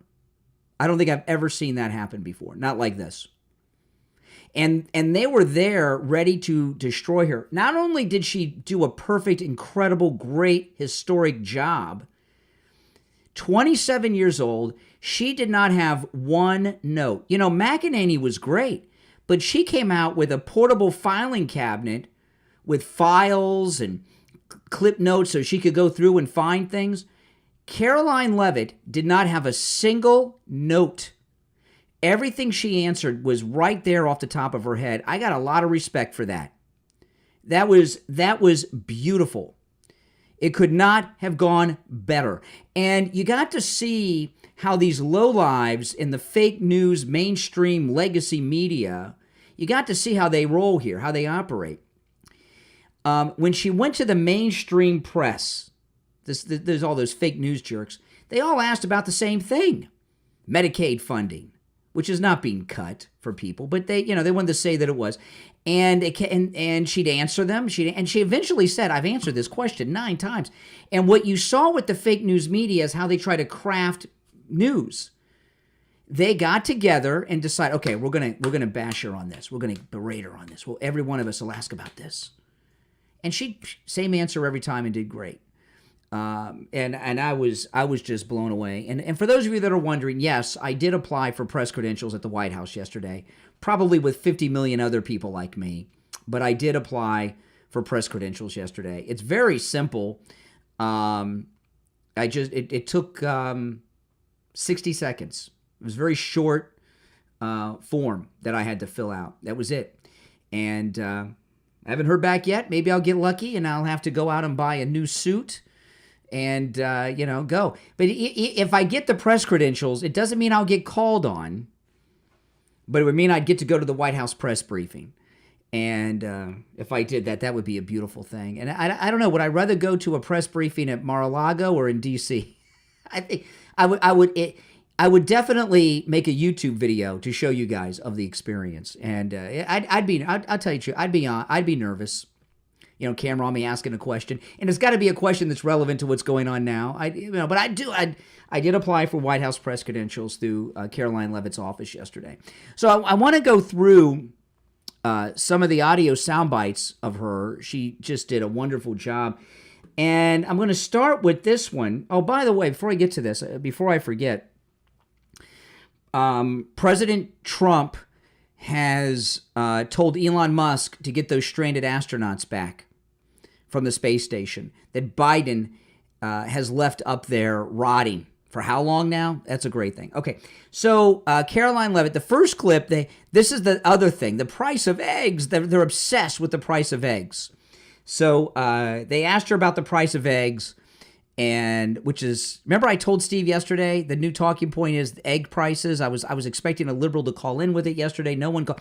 Well, they did ask her about the price of eggs, Caroline Leavitt, and she handled it perfectly. Listen. Country and America is back. Christian Dayton. Thanks, Caroline. Just real quick, you mentioned the inflation executive order the president signed, but egg prices have skyrocketed since President Trump took office. So what specifically is he doing to lower those costs for Americans? Oh, this really is great. Glad you brought this up, because there is a lot of reporting out there that is putting the onus on this White House for the increased cost of eggs. I would like to point out to each and every one of you that in 2024, when Joe Biden was in the Oval Office, or upstairs in the residence sleeping, I'm not so sure, egg prices increased 65% in this country. We also have seen the cost of everything, not just eggs. Bacon, groceries, gasoline have increased because of the inflationary policies of the last administration. As far as the egg shortage, what's also contributing to that is that the Biden administration and the Department of Agriculture directed the mass killing of more than 100 million chickens, which has led to a lack of chicken supply in this country, therefore a lack of egg supply, which is leading to the shortage. So I will leave you with this point. This is an example of why it's so incredibly important that the Senate moves swiftly to confirm all of President Trump's nominees, including his nominee for the United States Department of Agriculture, Brooke Rollins, who is already speaking with Kevin Hassett, who's leading the economic team here at the White House, on how we can address the egg shortage in this country. As for costs, I laid out the plethora of ways that President Trump has addressed saving costs for the American people over the past week. He looks forward to continuing doing that in the days ahead. Okay, now that was great. And let me rewind that. With the number of chickens that Biden ordered killed? Have increased because of the inflationary policies of the last administration. As far as the egg shortage, what's also contributing to that is that the Biden administration and the Department of Agriculture directed the mass killing of more than 100 million chickens. Okay, so there we have, oh my goodness. Where is PETA, the animal rights activists, people for the ethical treatment of animals? Joe Biden ordered the mass murder of 100 million American chickens. That's why the prices are up, because there's a shortage of chickens to lay eggs. So there's an egg shortage that Biden created by the murder of the 100 million chickens. And for all I know, he did it for the chicken lobby to make a few bucks, to drive up the price of eggs. Who knows? You know, this egg question has been going on for the better part of a week. Started over the weekend, before the weekend. I haven't heard anybody spell it out like Caroline Leavitt. Is she not great? Is she not perfect? Why did Biden order the murder of 100,000 chickens? Can you imagine you're an egg guy, you're a chicken farmer, you're an egg farmer, and the senile old coot with a drug-addicted son who takes bribes orders you to kill your chickens that lay the eggs that support you and your family and your farm? Oh, my goodness. Oh, my goodness. Now, this was another one that was a shocker. When I heard this, I did a double take. I couldn't believe this was real.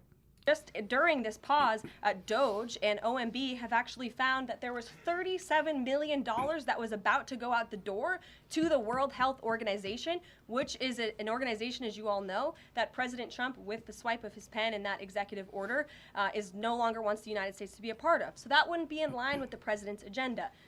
Doge and OMB also found that there was about to be 50 million taxpayer dollars that went out the door to fund condoms in Gaza. That is a preposterous waste of taxpayer money. Okay, so Elon Musk at Doge, Biden was going to spend $50 million on condoms for Gaza? Now let me ask you, was that rubbers for all these terrorists? So when they attack and rape women, they put condoms on? Or was that a way to launder money and steal money? What is that about? And how many condoms does $50 million buy? I don't know. What the heck? $50 million on condoms just for Gaza. Do you think those Hamas terrorists, the next time they go and kidnap and rape Israeli women, they'll put on one of those condoms? Were the condoms ever going there, or was it a way just to steal money? This is nuts. We're going to take our last break of the second hour. I know. This is, boy, Trump's opening up the books to see what's been going on. Doge at work. $50 million on condoms Biden was spending just for Gaza. 1-888-465-2631 is our number. We'll take our last break of the second hour and be right back. That's nuts. That's nuts.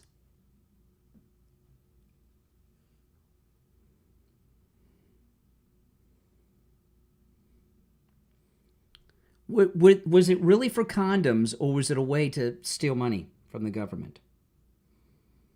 What would you think?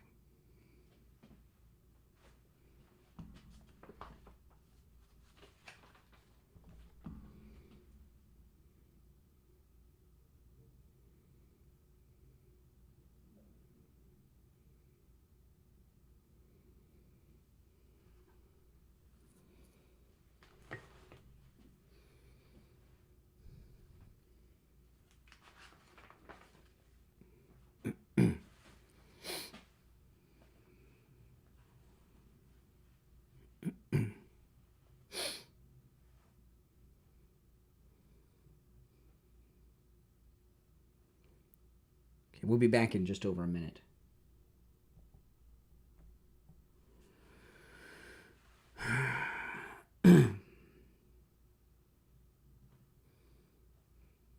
Nuts. 1 minute, we'll be back.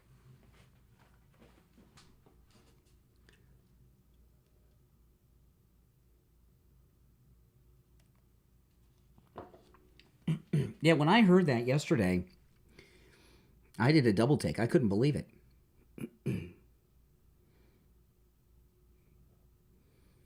What do you think? Was it a way to steal money, or were they really going to send condoms to Gaza?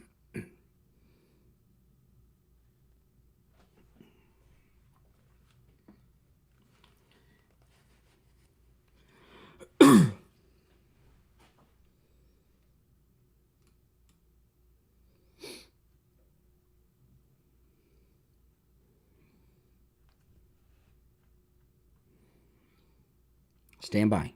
10 seconds.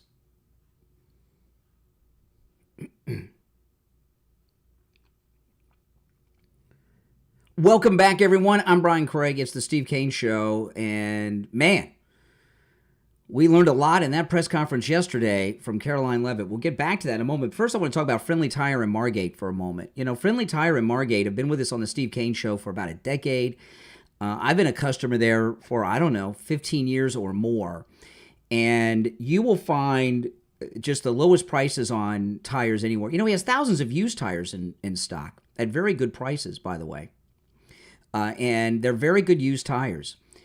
But his new tires are so low as $70 a tire out the door and on the road. And out the door and on the road, what I mean by that is when you call Friendly Mike at Friendly Tire, I'm going to give you his number in just a moment. He'll give you a quote right over the phone. That price includes everything. There's no added charges. He does not charge you to balance the tire, mount the tire, or even dispose of your old tire. So keep that in mind when you call. And as low as $70 a tire on new tires out the door and on the road, that's on common sizes on common vehicles. And all the cars in my family are on the road, on tires from Friendly Tire. I was telling you guys, my daughter, I got 4 new Firestone tires from Friendly Tire on my daughter's car before I shipped it to her in Los Angeles over 2 years ago. And when I went out there over the weekend, I was planning on buying, I figured, you know, she drove through the desert. She drives on the Pacific Coast Highway all over LA. It's all new to her. She's going all over the state. I figured she'd need new tires. So I was prepared to buy her 4 new tires. And when she picked me up, I said, hey, I'm going to buy you 4 new tires when you get out here. And when and she says, I don't need them. I said, come on. I said, I'll take a look. I took a look. They were like new. They were almost exactly like new after over 2 years of driving all the way through the state of California. So his tires are good tires. Give Friendly Mike a call. His number, 954-977-9445. 954-977-9445. So let me just play this clip again. This is Caroline Leavitt in her perfect, brilliant, historic press conference.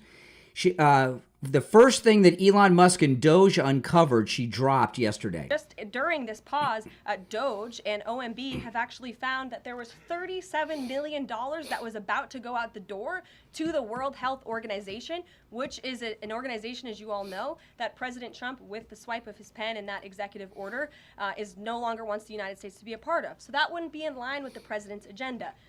Doge and OMB also found that there was about to be 50 million taxpayer dollars that went out the door to fund condoms in Gaza. That is a preposterous waste of taxpayer money.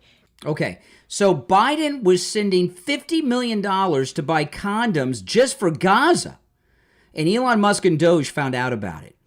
Now, my guess is it wasn't for condoms in Gaza, that somebody was using that. It was a money laundering theft. It was some highway robbery. It was a robbery of the federal banks. I mean, somebody was getting that money. I can't believe $50 million on condoms for Gaza. That's like enough condoms for like the world. I mean, come on. You know, and that's why they hate Elon Musk so much. Elon Musk uncovered that. That is nuts. It was a great press conference. I'm going to watch it again later. You're on the air. What's your name? Where are you calling from? You're on the air. What's your name? Where are you calling from? Once, twice. All right, you're out. If you're on hold, stand by. I want to get through more of this because it's so good. Now, this is Caroline Leavitt in the press conference yesterday at the White House talking about the drones. And before I turn to questions, I do have news directly from the President of the United States that was just shared with me in the Oval Office. From President Trump directly, an update on the New Jersey drones. After research and study, the drones that were flying over New Jersey in large numbers were authorized to be flown by the FAA for research and various other reasons. Many of these drones were also hobbyists, recreational, and private individuals that enjoy flying drones. In time, it got worse due to curiosity. This was not the enemy. Okay, promises made, promises kept. President Trump told us that he would tell us what happened with the drones, and he did. And this is what is insane about this. The drones were nothing. The FAA approved some type of research program with these larger drones so they could fly over New Jersey. It caused a state of panic throughout New Jersey. A state of panic. I heard several callers call me on the air in a panic about it. Now, because of the panic that was started, people that have drones started flying their drones too. And the Biden administration knew this. Someone could have been killed. People were so afraid of the drones, I'm surprised they didn't get their rifles out and start shooting them down. And that could get people hurt and killed. And this corrupt Biden administration was involved in some condom racket with this $50 million for Gaza condoms.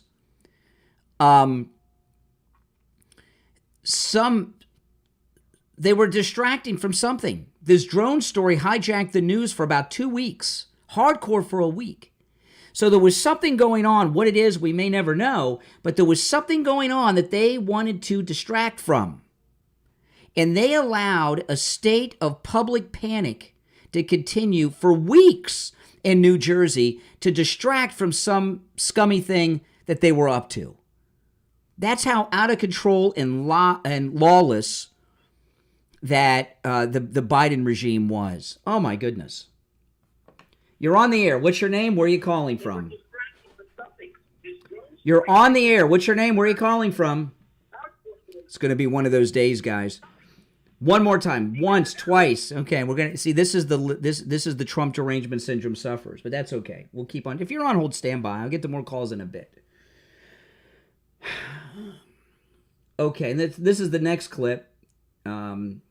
Listen. What is he doing to lower those costs for Americans? Really glad you brought this up, because there is a lot of reporting out there that is putting the onus on this White House for the increased cost of eggs.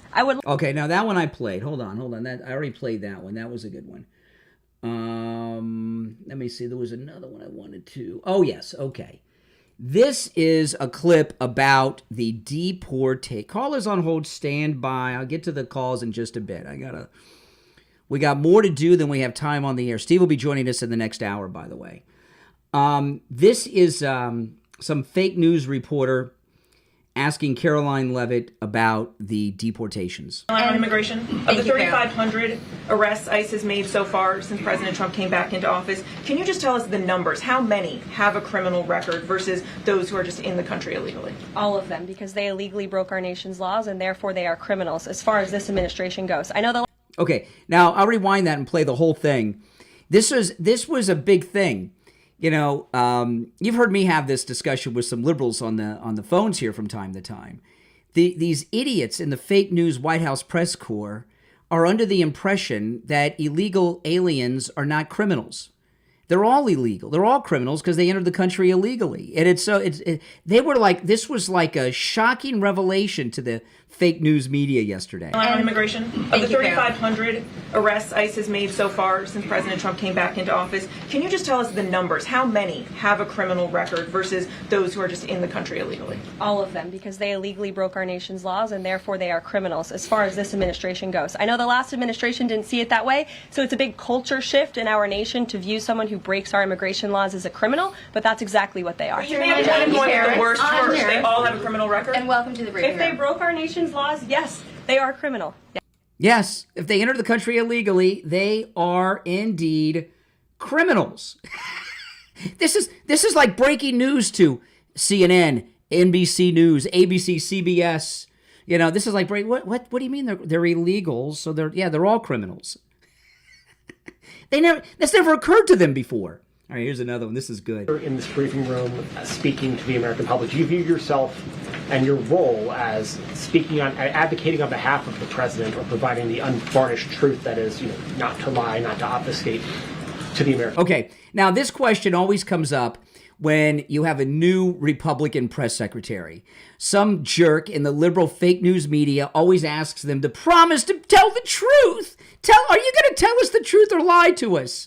And Caroline Leavitt, 27-year-old kid, not a single note, filleted all these monsters. Listen. In this briefing room, speaking to the American public, do you view yourself and your role as advocating on behalf of the president or providing the unvarnished truth that is, not to lie, not to obfuscate to the American people? I commit to telling the truth from this podium every single day. I commit to speaking on behalf of the President of the United States. That is my job. And I will say it's very easy to speak truth from this podium when you have a president who is implementing policies that are wildly popular with the American people, and that's exactly what this administration is doing. It's correcting the lies and the wrongs of the past 4 years, many of the lies that have been told to your faces in this very briefing room. I will not do that. But since you brought up Truth Seek, I would like to point out While I vow to provide the truth from this podium, we ask that all of you in this room hold yourselves to that same standard. We know for a fact there have been lies that have been pushed by many legacy media outlets in this country about this president, about his family, and we will not accept that. We will call you out when we feel that your reporting is wrong or there is misinformation about this White House. So, yes, I will hold myself to the truth, and I expect everyone in this room to do the same. Wow, that is so. I love her. She is the best White House press secretary ever. Sorry, McEnany. She's the best ever. You laid out several of the actions that President Trump has taken.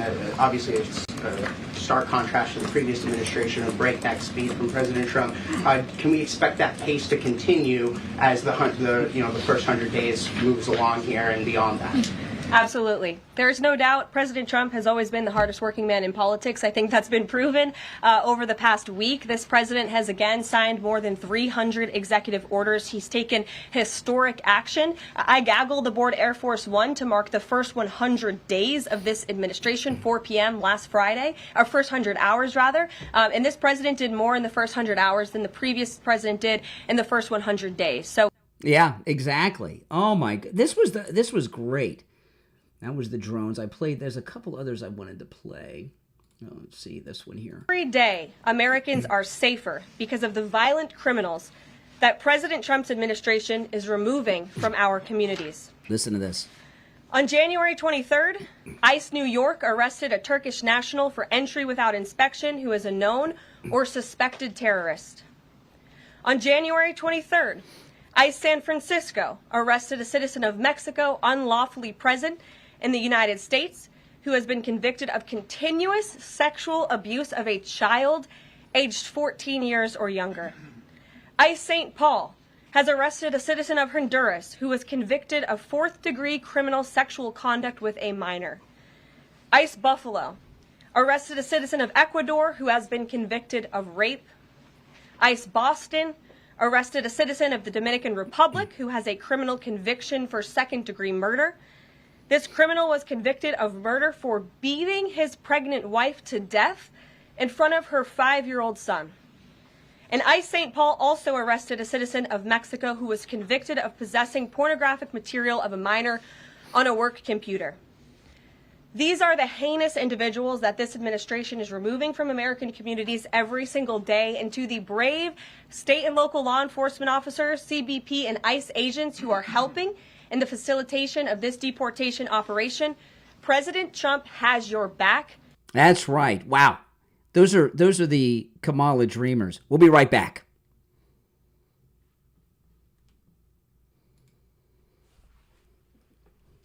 Man. Doesn't get better than that. Does not get better than that.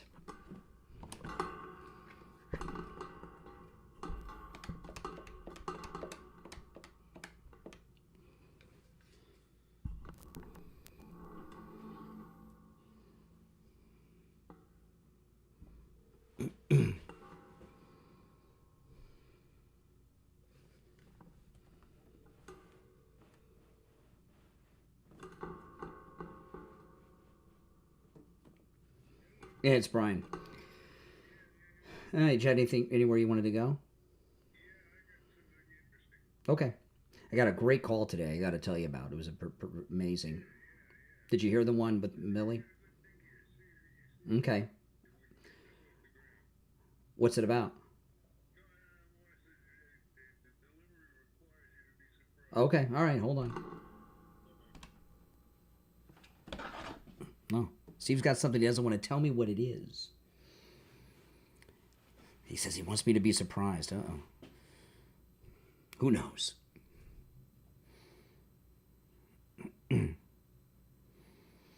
Oh, man.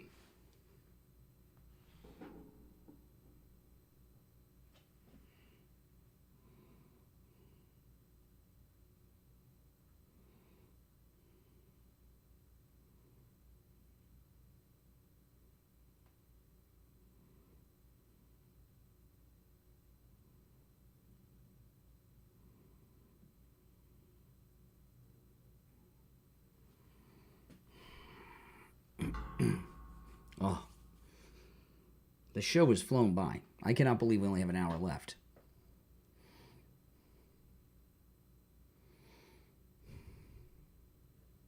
Welcome. If you're new, we'll be back in this minute and a half. We'll be back. If you're new to the channel, my name's Brian, and this is where MAGA comes to talk. Make sure you subscribe, all right? And if you're already subscribed, do me the favor of liking the video. That helps a lot, guys, when you like the video. No, the press didn't want to hear about those criminals. They were not interested in that.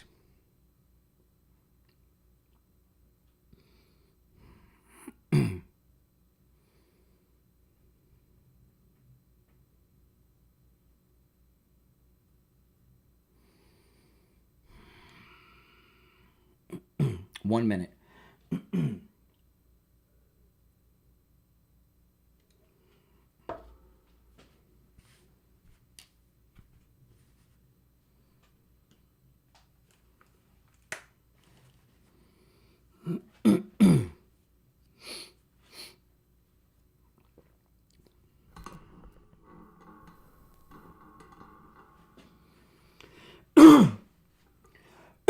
Thirty seconds.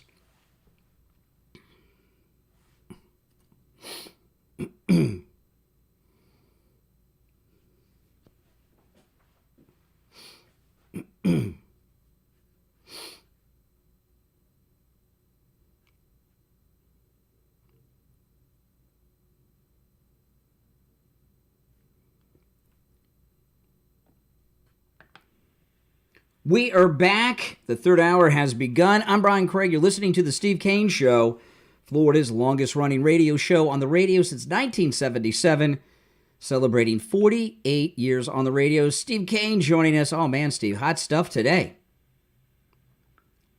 You back with us, Steve? I can hear you, yes. Oh, that's good. All right. So, just a great, oh, man. You said you had something you wanted to surprise me with. So I have something that I consider to be the story of the decade, a tribute to the healing powers of our man, Mr. Trump. Okay. Nothing in the news today struck you as being unbelievably outrageous from a political point of view? Well, maybe I don't. Well, there's a lot of things happening, so I don't know which one you're talking about. Nothing that even comes close to this. The fact that Donald Trump has the most remarkable effects, so remarkable on people that he was able to bring two people together who you would have thought it was absolutely impossible.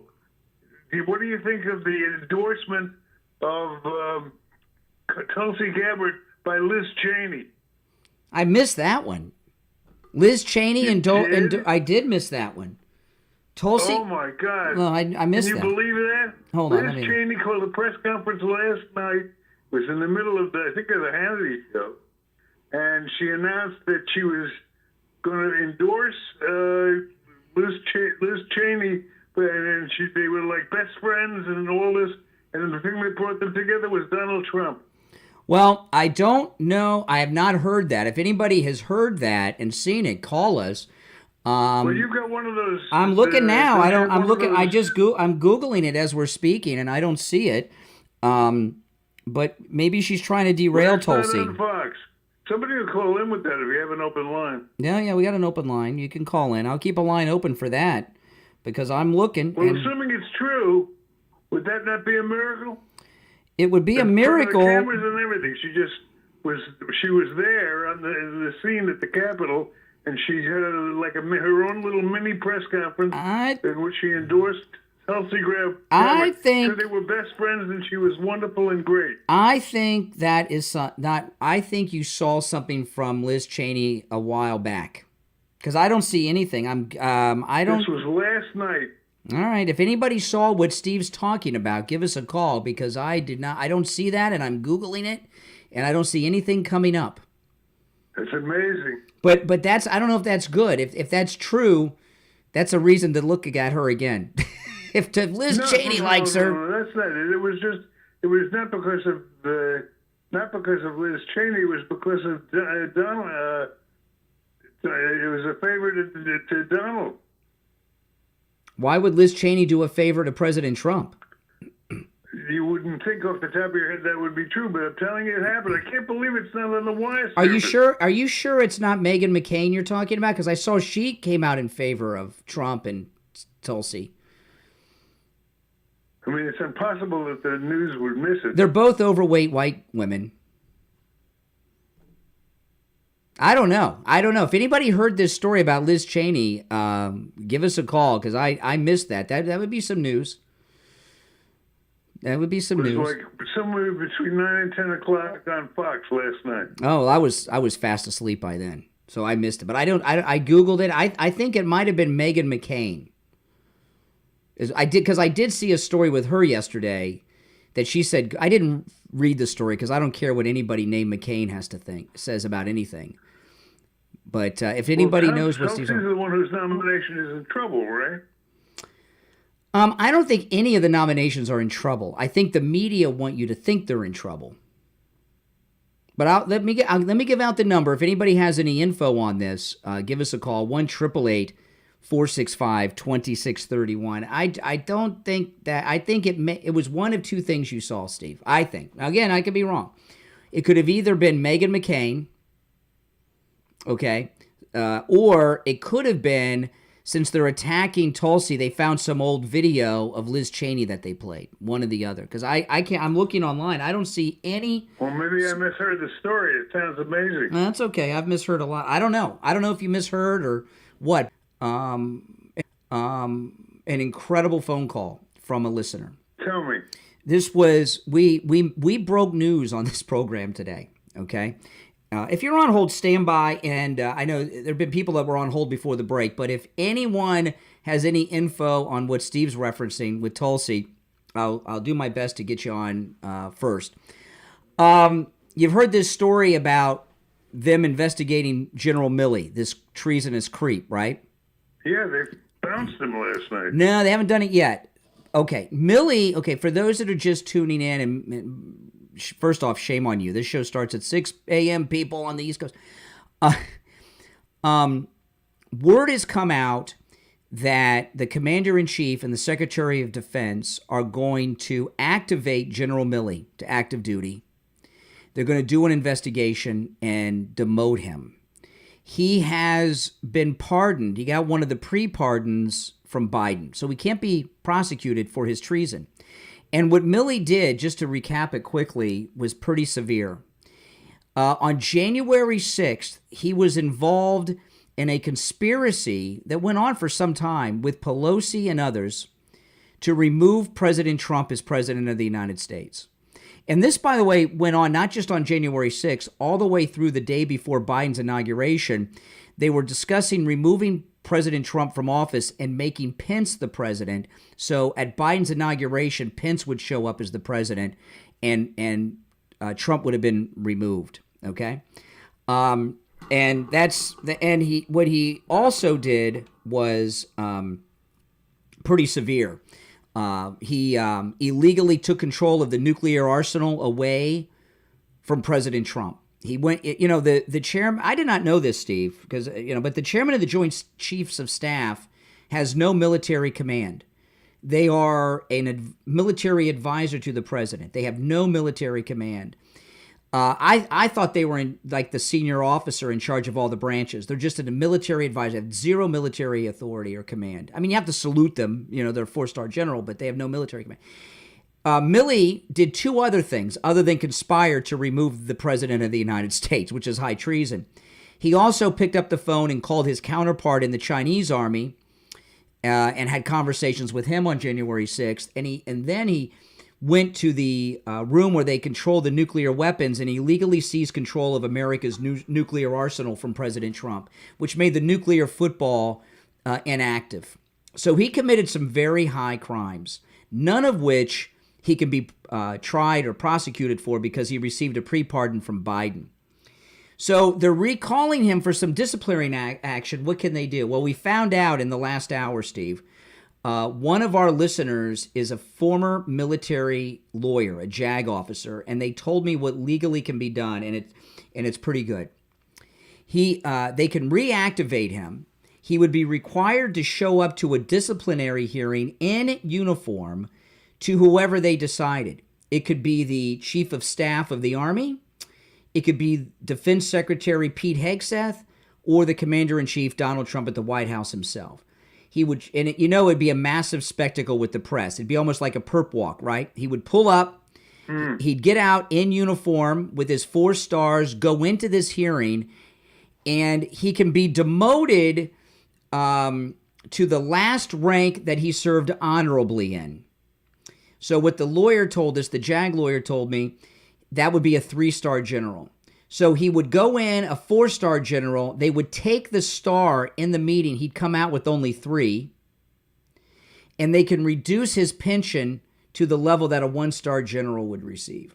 So that's pretty humiliating. That's the best we can get. I would say. But I would love, that's like Chuck Connors and Brandon. Remember that, Brandon? Brandon is the man who ran. They used to put the yellow stripe down the soldier's back. That would be such a beautiful media spectacle that it would be incredibly humiliating. And that was a JAG attorney who called me earlier in the show, and I think that's pretty good. All right, we're going to take our first break of the 3rd hour. I'm going to put you on hold, Steve, all right? Okay. All right, now if anybody knows what Steve heard about Liz Cheney and Tulsi Gabbard, feel free to give us a call and let us know about that. We'll be right back.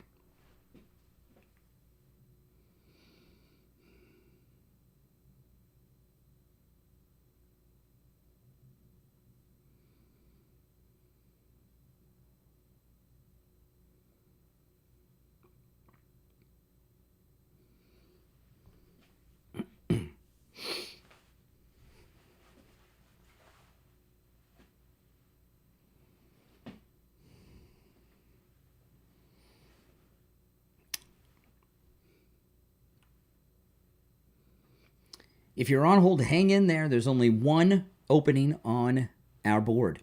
2 openings. I'm wrong. 2 openings on our board. And we'll get back to the calls when we get back.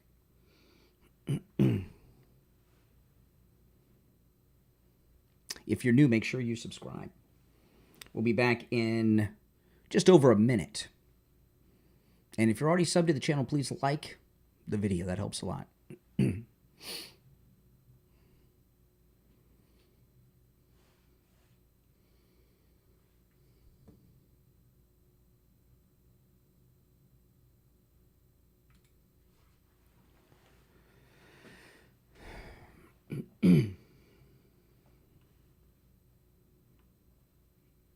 One minute. We'll be back. 1 minute. Oh.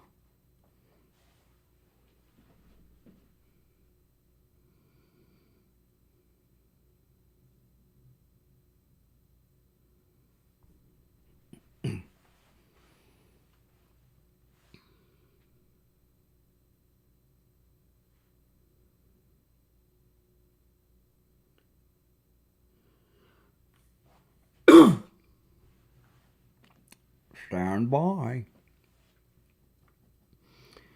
We'll be back shortly.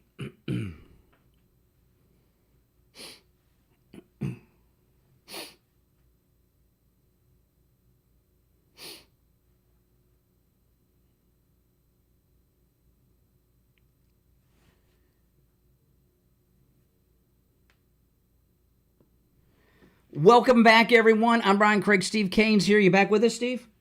Yes, I am. Okay. I think I may have made a mistake here. I've got to do a retraction. Yeah, I think I might have confused Liz Cheney and Meghan McCain. Is that possible? Well, they're two big mouths. Both have obesity issues, and they both have a history of hating Trump. It's easy to confuse. Yes, it was Meghan McCain that you saw. Yeah.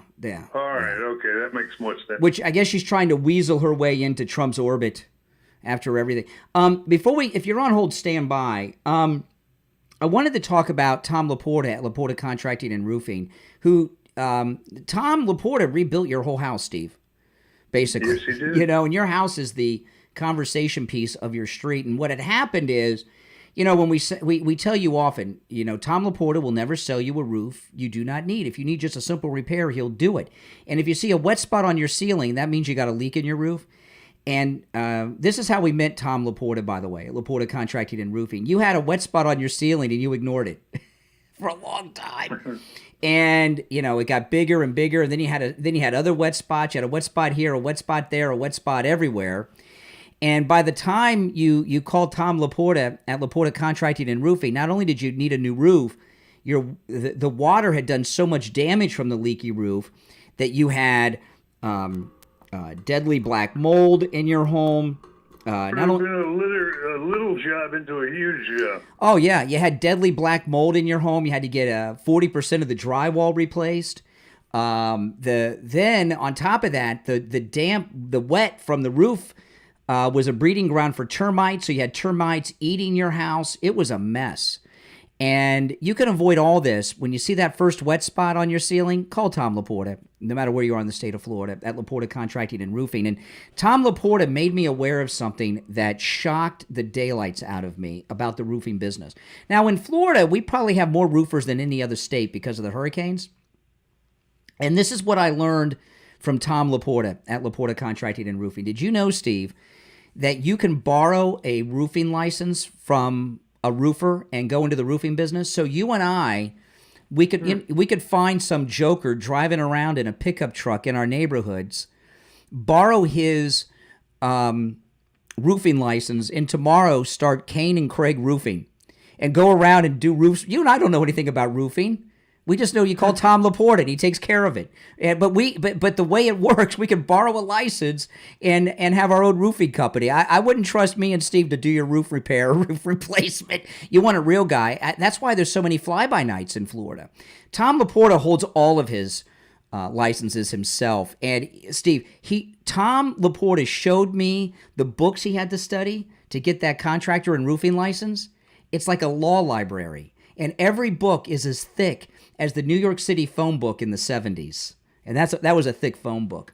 So give Tom Laporta a call. This number rings directly to his cell phone. You can call or text 954-604-4602.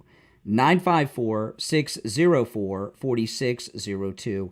Again, that's 954-604-4602. And online, LaportaRoofing.com. All right, so we can go to the phone, Steve. We only have 2 openings on the board, but I think everyone's going to tell us that it was McCain, not Cheney. So I don't know. What do you want to do? Straighten me out. I got to set the record straight. That's okay. Hey, listen, believe me, I've made bigger mistakes than that on the air. Oh, my goodness. I don't want to go down that road. So I'm not going to get when somebody makes a mistake. When you make a mistake, I'm not going to rub it in because I've had some doozies, none of which I'm going to remind you of during this conversation. I'm having all these flashbacks of the stupid things I've said into the microphone. All right, our number 1-888-465-2631. All right, I'm going to go to the phone. Steve, if you get disconnected, I'll call you back during the break, all right? All right, okay, so let's go. All right, let's go. You're on the air. What's your name? Where are you calling from? Hey, this is David from Palm Beach Gardens. How you doing? Hey, David. Hey, Dave, what's up? Yeah, Steve was 50% correct. Yeah, you already know the answer. It's definitely Meghan McCain. Yeah. What's her angle? Why is Meghan McCain out there trying to supposedly help Trump now? Here's why. Here's why. Because she's personal good friends. She was on Hannity last night, and she's personal good friends for many years with Tulsi. So she's a strong proponent of Tulsi Gabbard because of how well she knows her. Yeah, does that help or hurt Tulsi? Yeah, good question. I don't know. That's a good question. Yeah, it is, isn't it? Is she trying to? Yeah. Is Meghan McCain trying to help Trump and Tulsi, or is she trying to undermine him? Yeah. Well, it really sounded like she was trying to. She definitely wants to help Tulsi. There's no doubt about it. I mean, she's no Trump. Well, I give an example. Okay, one of these witches on The View, from the Coven, one of these witches up there. And by the way, you know how in California, which one? You know how in California they call Rodeo Drive Rodeo Drive, In Florida, we have a different dialect here in Florida. Witches is spelled with a B. A lot of people don't know that. So Anna Navarro on The View hates Trump like the plague, right? You know, Hitler, all this stuff. They all hate Trump. And well, she's best friends. She's best friends with Pam Bondi, and Anna Navarro has even said on The View that she's a big supporter. Yeah, she's complimenting Pam Bondi all the time. So it's a small world. Yeah, so you're. Hey, one other quick comment. I got to make a comment if you don't mind. Yeah. Another absolute bingo. Another bingo for Trump, obviously. This 27-year-old Caroline Leavitt is an absolute gem. Oh, yeah. Way. You know, I got to tell you. She's only going to get better. You know, I got to. She's only going to get better. She was a little tense yesterday. Well, she's a little nervous. And as a result of the fact that, you know, the newness of it, she was going too fast. But she did a great job. But she's even going to be better than she was yesterday. But you know, she took control. Yeah, Steve, I agree. You know, a couple of things about her. It was, and this is not an exaggeration. I don't believe it all. I think she had the best performance of any press secretary's first press briefing with a new presidential term in history. I don't think a first press conference has ever gone that well, ever. And I've been watching it my whole life. An A. Yeah, and I'll tell you another. At least an A. Yes, and you know, she's a 27-year-old kid. She went up there without any notes. Which Steve and I don't use notes. That's why sometimes we get things wrong. We do everything off the top of our head. So sometimes you might be, right. I've never seen a press secretary do that. And I was a little concerned because of her youth. She's a 27-year-old kid, and that's very young. She knows her stuff. And I've seen a lot of people in their 20s that are national people talk before. She's the most intelligent, most well-informed person in their 20s that I've ever seen talk about politics on television and handle something like that. She's a genius. I violently agree. She was phenomenal. And Steve, you're right. She maybe was a little quick, but again, we got to give her an A. First one, like Brian's. That's about as good as it's. Well, they brought the media brought out all their A-listers, right? They brought out all their primetime people. They had Caitlin Collins from CNN, that jerk from NBC that interrupts Trump all that. They had all their.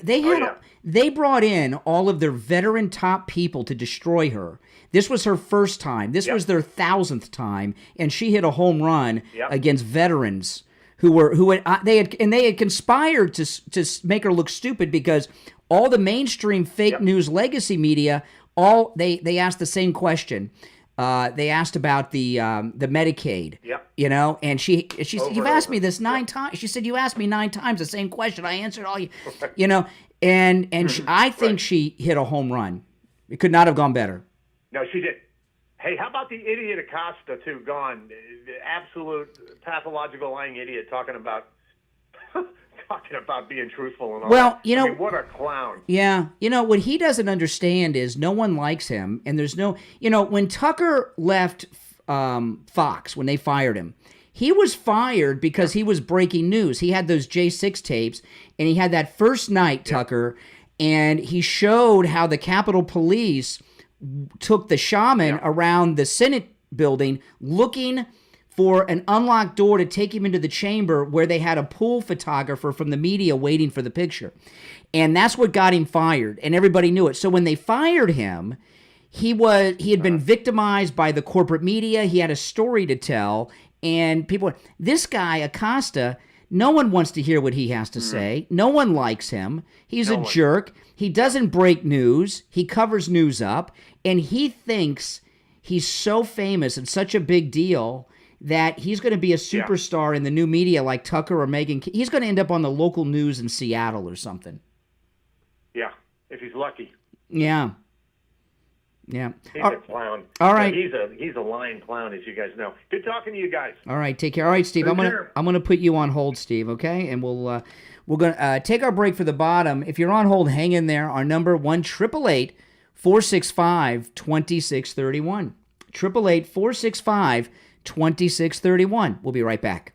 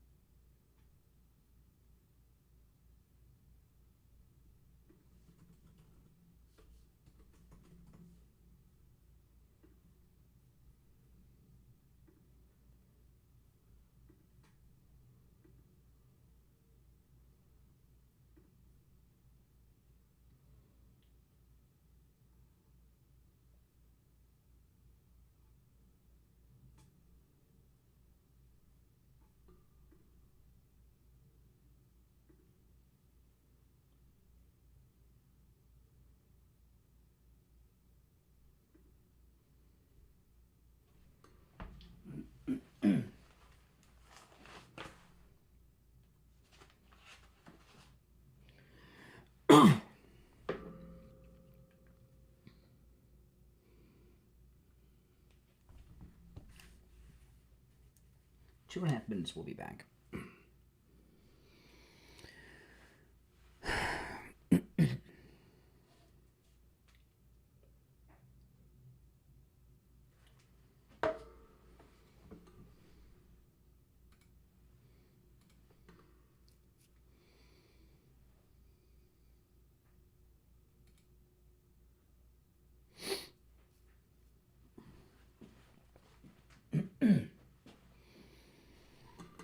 Welcome. Make sure you subscribe if you are new.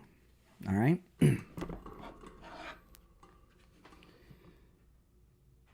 Steve, you there? Or we'll be back in about a minute. All right, hold on.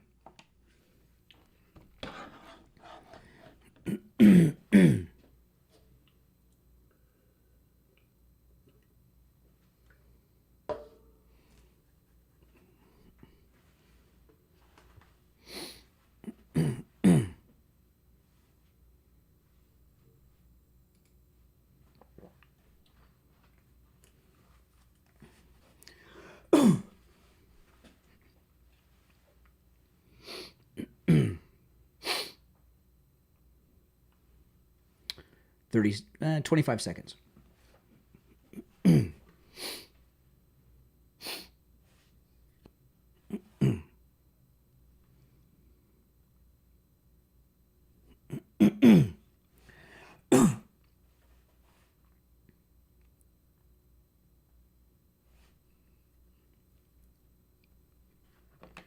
Welcome back, everyone. I'm Brian Craig. It's the Steve Kane Show. Steve Kane, you back with us? Yes. You back with us, Steve? All right, we got Steve. One more time. Steve, you back with us? Oh, he put the phone down. I'm going to put him on hold. I'll take a call, then I'll go back to Steve. You're on the air. What's your name? Where are you calling from? You're on the air. What's your name? Where are you calling from? Hello? Yeah, you're on the air. Go ahead. Oh, good morning. Hey, Uncle Steve, Brother Brian. Yes. Man, what a beautiful press conference yesterday. When I saw that, first thing I thought of was you when she opened up the front row to new media and allowing all podcasts and YouTubers in. And the first thing came in my mind is Brian got his wish. All right. Oh, we'll see. Listen. When it comes to the condoms, I want you Democrats to think about this. If your tax dollars going out, let's say they're telling the truth. Let's say they're telling the truth for whatever reason there is. Imagine that $50 million of your hard-earned tax, just Gaza, just like he says, Gaza. However, it is said that these people are using these to make them like balloons, like a hot air balloon in a way, and they can carry incendiaries. And in other words, a regular balloon can't do the job. The whole like homemade explode. Yeah, it's possible. All right, appreciate the call. Let me try Steve again. Hold on a second. All right, Steve, you back with us? I certainly am. Okay, now if you're on hold, stand by. Now there was in that press conference, there was something that was she dropped a lot of big news. Okay, but one of them was just. Did you hear the thing about the condoms? Yes. Okay, now for those that don't know, let me recap it. Caroline Leavitt in the White House press conference yesterday, she broke news on the first thing that Elon Musk and Doge uncovered about government waste, that Biden was sending, and it was about to go out. They caught it just in time. If it weren't for Elon Musk heading Doge, it would have gone out. $50 million to Gaza for condoms. And now what the condoms were for, we could speculate on. But there's also the possibility that there were no condoms going to Gaza, that this was just a way for them to steal money, for somebody. That's possible. These Hamas rapists that rape these girls, I don't think they use condoms before they rape and murder an Israeli, do they? It was very bizarre. I know 50 million seems like a small thing, but when something's small like that, I think it might be easier to trace where the money was going. Because I find it hard to believe they were really going to send $50 million in condoms anywhere, right? So that had to be a payoff, wouldn't you think? Yes, somewhere, and that's what they do. That's how they do it. Yeah, money laundering. This is why they've been trying to get Trump to drop Elon Musk. Right? I mean, when he starts going through the accounting of the government, and he's interfering with the payout. Exactly. And that's how the entire government operates. All these members of Congress, this is how they pay off their donors. And what and I don't know if we're ever going to get a true accounting on where that money was really going. And I know people have all kinds of explanations as to why they were sending condoms. I don't think they were sending one condom to Gaza. I think this was just a way to steal money from the government. And I hope that Doge is able to track where that payment was going to go, because what Caroline Levitt said is the payment was about to be transmitted. So that means they know where it was going to be sent. So they were sending money to someone under the guise that they were going to buy $50 million in condoms and take them to Gaza. Jeez. Doesn't even make sense. That's Well, that's how the government. That's the problem with the government. None of it makes sense. Well, if you look at it, it makes sense. Like I remember in the 80s, there was some scandal out of the Pentagon where they were paying now this is 1980s dollars. They were spending $1,500 on a hammer, $400 on a toilet seat. Remember all those stories? Toilet seats. I remember the toilet seats. Yeah, the $400 toilet seats. So those sorry about that. Those kind of things. Hold on a second here. Sorry about that, Steve. Those kind of things were happening in the 80s, and now we know it wasn't the government getting ripped off. Those were payoffs to people, right? They weren't paying $400 for a toilet seat, and they weren't just buying one. They were buying thousands of toilet seats, maybe millions. That was to pay somebody off. This condom story, $50 million, not $50,000, by the way. This is a cover. Somebody was getting paid off, and there's no way that Elon Musk is not going to do some investigation. He's the richest man in the world, so he could do this on his own if he had to. They'll find out where the money was going. Also, President Trump has asked Elon Musk to send SpaceX up to rescue those astronauts. And those astronauts on the Everybody always forgets about them. Well, those astronauts didn't go up on SpaceX. They went up on what's that airline that always has the planes crash? That have a spaceship too. I forget which one, but it was not. It wasn't SpaceX that sent them up. And Biden and Bill Nelson, who used to be our senator in Florida, Democrat jerk, was heading NASA. They let these astronauts up there, left them there to rot. And Elon Musk was going to Elon Musk just can't send a rocket to the space station. He's got to have permission of NASA, of the government. So he's been asked by President Trump to rescue them, and let me tell you, that's going to be a very heroic. I imagine when these astronauts are rescued by Elon Musk, they're going to get the first parade for an astronaut in a long time. I mean, you're saying it like it's assured it's going to work. Yeah, it's a very ticklish proposition. Elon Musk can go to the space station. He's gone there many times. He sends supplies. Yeah, but so much is going awry with this particular mission. By the way, it wasn't his rocket though. It was Boeing. Boeing's spaceship is the one that malfunctioned and left them stranded, not him. His competition. So he'll go to the space station and rescue them. And when they come back, it's going to be a hero's welcome for these two. And it really, this press conference yesterday, the other thing I was talking about earlier is President Trump released a statement through Caroline Levitt at the press conference about the drones. The drones were nothing. It was some research that was FAA approved. Yeah, I saw that, but they didn't go into detail. No, it was a big nothing. And well, so far it's a work in progress. No, I don't think it was anything. What I took, it was a big nothing. And what I took from that was that there was mass hysteria going on in New Jersey over the drones, and it overtook the media for about 2 weeks. Were nothing but drones. One solid week, it was 24/7 coverage, but the story hijacked the news cycle for 2 weeks. The Biden administration was up to something that they didn't want people to see. I don't know what it was, but the Biden regime could have ended the panic in New Jersey, but they allowed public hysteria to continue and grow, and people could have gotten killed with that as a distraction from something they were doing because it took over the news media, and it really shows you how incompetent and sick, disgusting, and devious and evil the Biden regime was. They leave the astronauts up there to die. They allow mass hysteria in New Jersey over the drones to take place. Someone's stealing $50 million under the guise of condom relief to the rapist Hamas terrorist, in Gaza. I mean, the level of corruption that's been going, I don't know how the country has survived these last 4 years. I really don't.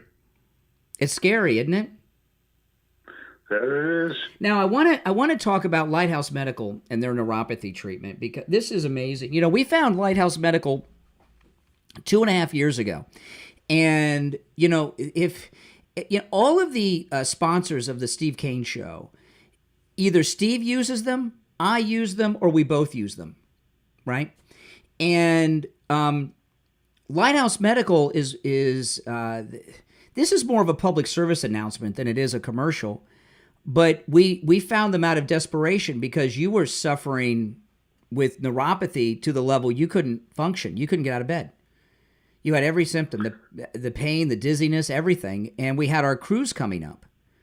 And you're like, I don't know, Brian, if I can go on that cruise. I got this. And we found Lighthouse Medical. Your doctors and even your neurologist said there's no treatment for neuropathy.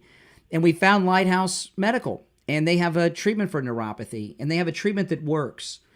And you went over there. You had immediate relief the next day after your first treatment.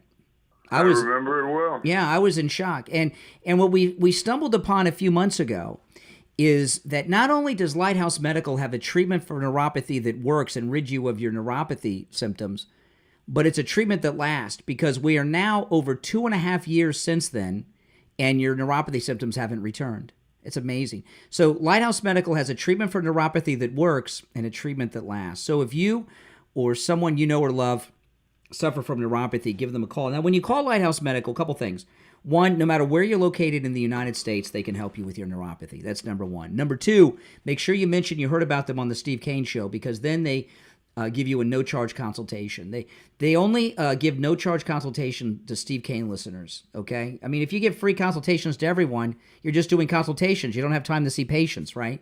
So that's something they exclusively offer to Steve Kane listeners, so make sure you mention that.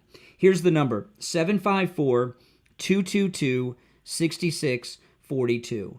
754-222-6642. And online, lighthousemedicalcenter.com. Give them a call. All right, I'm going to put you on hold, Steve. We're going to take a break for the Gold Report and be right back.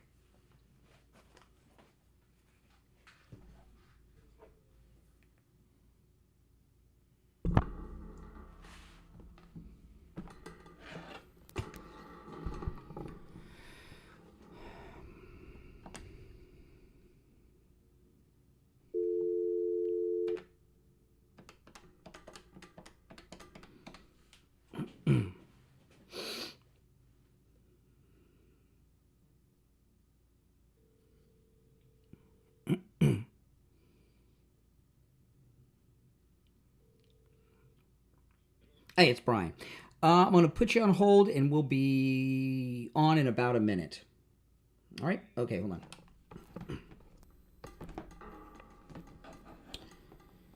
Okay. Actually, exactly a minute. I just looked at the clock. If you're new, make sure that you subscribe. And if you're already subscribed, do me the favor of liking the video. All right? That helps a lot, guys. And those of you that are new, this is where MAGA comes to talk, all right? Thanks for subscribing. Thanks for liking the video. And I know you guys that are new will enjoy this program if it's your first time. All right, stay by 30 seconds. We'll be back with the Gold Report. And if you're on hold, hang in there. We'll after the Gold Report, we'll go back to our very busy phones.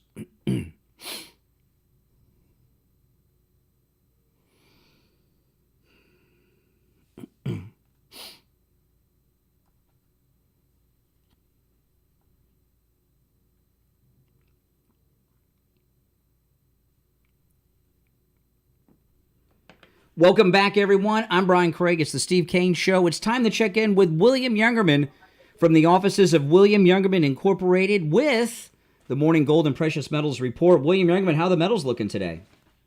Metals looking good. Slightly lower, but big gains yesterday for gold and silver. Yesterday we saw gold trade in a range of 27.33 on the low and all the way up to 27.66, closing near the highs yesterday at 27.63. That was up $22.50 for gold. Silver up 19 cents, closing at $30.35 the ounce. Platinum was down $4 at $9.41, and palladium was down $5 at $9.37. Overnight we saw gold trade in a range of 27.53 all the way up to 27.68. And right now, gold's 27.57. That's up $6. Wow. Or down $6. I'm sorry. Silver at $30.50 the ounce. That's up 15 cents. Platinum up $6 at $9.47, and palladium up $5 at $9.42. Wow, everything's looking great. great. We're starting the day off, but the market seemed to want to go higher. Yeah. Yesterday you were telling us about these great deals on the 100-ounce silver bars. You said they were just 50 cents over the spot price per ounce. And I heard from some listeners after the show, and they were asking me about other bars. You have silver bars not just at 100 ounces, but what are some of the other ones that you would recommend, the other sizes on the silver bars? Yeah, we have 1 ounce silver bars, 5 ounce silver bars, 10 ounce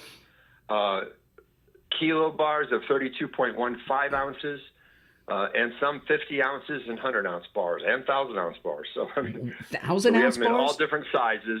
And of course, we have the coins and a few even in the half-ounce size of silver coins, mostly 1 ounce silver size coins, and of course the silver rounds. Did you say 1,000 ounce silver bars? Yeah, they actually come 1,000 ounces also. You got to show me one of those. What do they come in a truck? How do you get that home?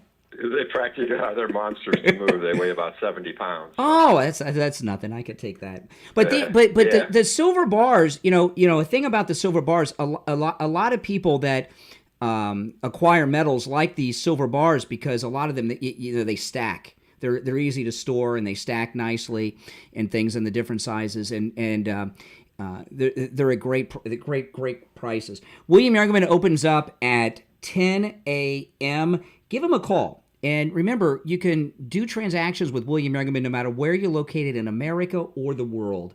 1-800-327-5010, 1-800-327-5010, or stop in. And remember, all the metals at William Youngerman, including the 1,000-ounce silver bars, are available for immediate delivery. His address is 150 East Palmetto Park Road in Boca, on the first floor of the Bank of America building, just east of US 1 Federal Highway on the south side of Palmetto Park Road. And you can find both his address and phone number on his website, WilliamYoungerman.com. All right, William Youngerman, we'll talk tomorrow.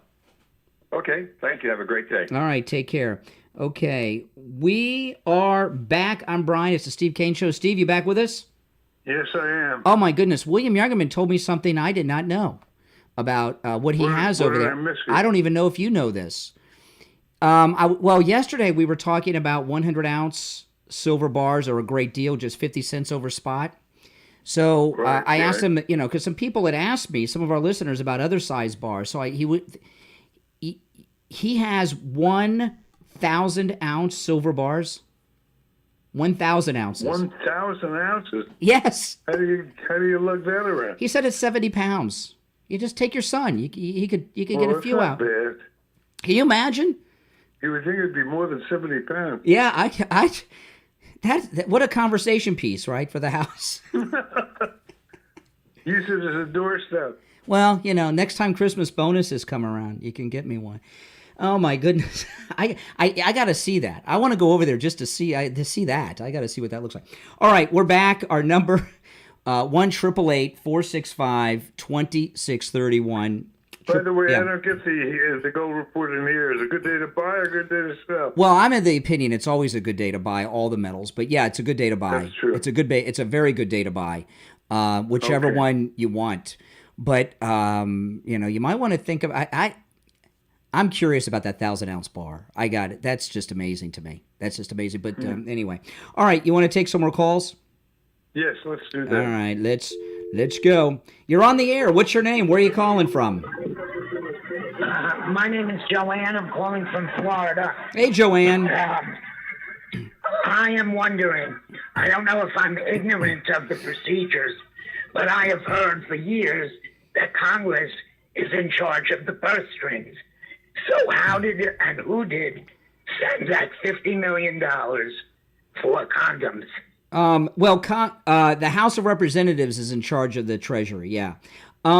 It's disguised in Gaza funding, right? They have all this Gaza funding. In a general... Yeah, so they got approval for Gaza funding, and then somehow this. Yeah. By the way, it's $50 million for Hamas condoms. Yeah, I thought that was just fantastic. Isn't it great? I also have another question. Mm-hmm. I was under the impression that Vindman got either a congressional or Senate seat. Is that true? Yeah, he was elected to Congress in Virginia. In Virginia. Did you know that he lives in Florida? Does he? I don't know. You don't have to. You don't have to live in the district to hold a House seat. Right. Okay. Okay. I guess that's it. All right. Thank you so much. I enjoy your show. Well, thank you. Thank you. What a nice lady she is. This thing about Vindman though. Okay, Colonel Vindman, he did not get a pardon.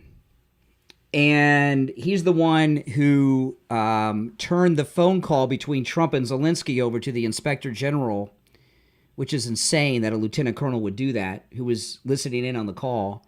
And that resulted in one of Trump's impeachments, remember? So, yeah, I know, pretty bad. So I remember he's a bad guy. I also remember that he was a Nat Traeger lookalike, Vindman. Yeah, I could see that. Just younger, a lot younger. But other than that, yeah. And the thing about Vindman though, when the pardons came out from Biden, his wife went public and was furious that Vindman didn't get a pardon. So that tells me the wife is nervous that her husband could be in trouble. So I don't know. But I'll tell you this. This thing with Milley that we were talking about earlier, that's Trump's first play against these conspirators against him of these last few years. And that's a pretty serious thing. I spent a lot of time talking about that in the first hour and the beginning of the second hour because I got that great call from that JAG attorney. And if you missed that part of the show, go back and listen to it because I believe we broke some news that we had a JAG attorney, a veteran JAG attorney call in and walk us through what Milley would be facing with Secretary of Defense Pete Hegseth, and it was perfect because you got to understand, Milley got a pardon from Biden, but there's still some things that are majorly in play that would be very beautiful. So you can go back and listen to that part of the show. But that tells me that Trump is really going to bring these lawfare and treasonous people to justice. That he's not, and I'm glad he is. I know they want to call it revenge. It's not revenge. If you're arresting criminals, it's not revenge. That's justice, right? I've never heard. It's got to be done. His name's got to be cleared, and they got to. I got very mixed feelings about it. Yeah. I get you over I like that. the idea. I like this new thing that he's been on lately of looking forward rather than looking back. I think it's serving him well, and I have very mixed feelings about abandoning that philosophy. By the way, did you see our incredibly cool and sexy Homeland Security Secretary lead the raid on the Venezuelan gang leader yesterday? Yes. Oh, my goodness. Didn't she? She looks like... Oh, my goodness. She's breathtaking. Yeah. A lot of them look alike. They all look like out of a pinup calendar. Well, that's it, right? Yeah. Trump hires good-looking people. He doesn't like unattractive people, but especially the women. Well, it works. But Christy Nome is very. That was very cool what she did yesterday. She's going to do more of those raids. She's and I could tell that the ICE agents love her. They seem so giddy and excited that they could do their job with her. But that gang leader they got in New York wasn't even hiding. And he was the one, not only is he the leader of that Venezuelan gang, Tren Al Agua, I don't know what it is, but he was the one holding the rifle at that Aurora, Colorado apartment building camera footage that we've seen, right? He was the one holding the AR-15, and they got him so quick. That tells me that the administration knew where he was and they let him go, even though he did what he did. All right, Well, they haven't actually been hiding.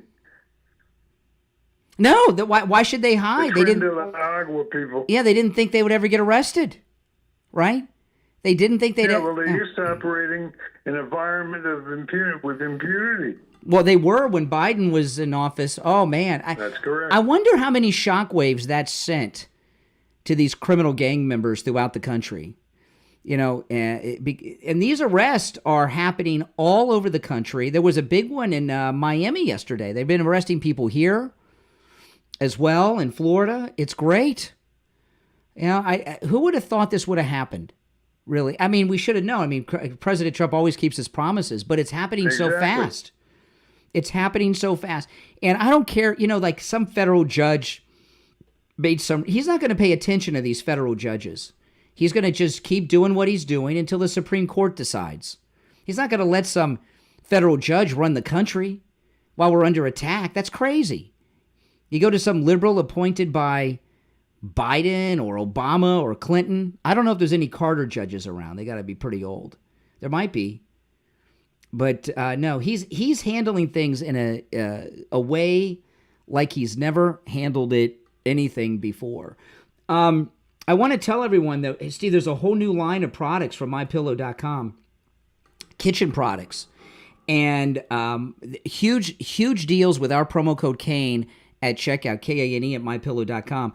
There's new MyPillow kitchen aprons, MyPillow oven mitts, MyPillow pot holders, a whole bunch of new dish towels as well. These are all new products. And they're at incredibly low prices and free shipping on orders over $75 with our promo code Kane at checkout, Kane. So go take advantage of that. And remember, when you go to MyPillow.com and use our promo code Kane, you're supporting the Steve Kane Show, and that's greatly appreciated, guys. You can also order by phone, 1-800-716-4879. 1-800-716-4879. Promo code Kane, Kane, at checkout.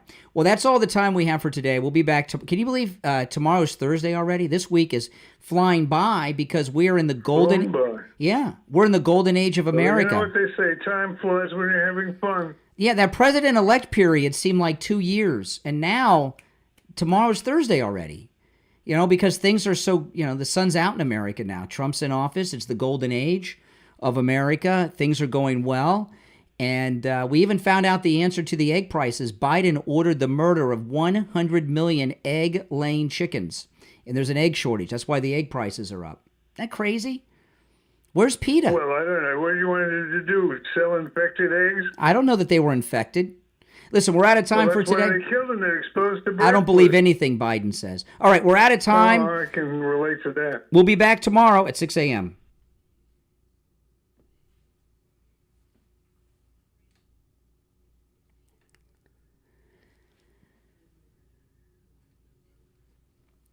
Well, listen, guys, thanks for joining the program. Great show today. Spectacular calls. Had a full board of calls there at the end, but there wasn't time to go to any more.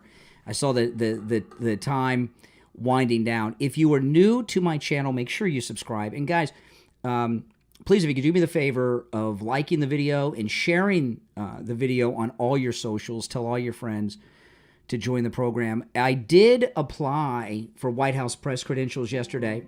Yeah, I did. And so I'm excited about that. I hope I get them. If I get them, I don't know if I'll have to go to, what I imagine would happen is they would tell me that I've been approved for credentials on such and such days, and I'll have to go to Washington on particular days. Or maybe it'll be at Mar-a-Lago. But I don't know. I think I might rather do it in the White House. I mean, I'll do whatever they give me But to be able to go into that White House press briefing room in Washington, that's like a dream come true. So, it doesn't mean I'd get to ask a question. I haven't gotten the pass yet. I'm going to check my email. Let me check my email now. Hold on. Let me check. I got to check the spam too. Hold on. Let me check. Yeah. Let's see. No. Oh, no, that's the wrong email address. I can't check it on my phone. I have to check it after. But, that'd be great. I'll have to buy a new suit. I'll have to buy a blue suit, and I'll wear my red Trump tie, right? But I'll buy a new blue suit because I have a blue suit, the one I got married in, but it's, it's out of date. It looks like a zoot suit. It's got the pads and the shoulders and everything. It's from the 90s. But I hope I get approved. Anyway, guys, listen. Kathy and I will have a new podcast later today. Keep an eye out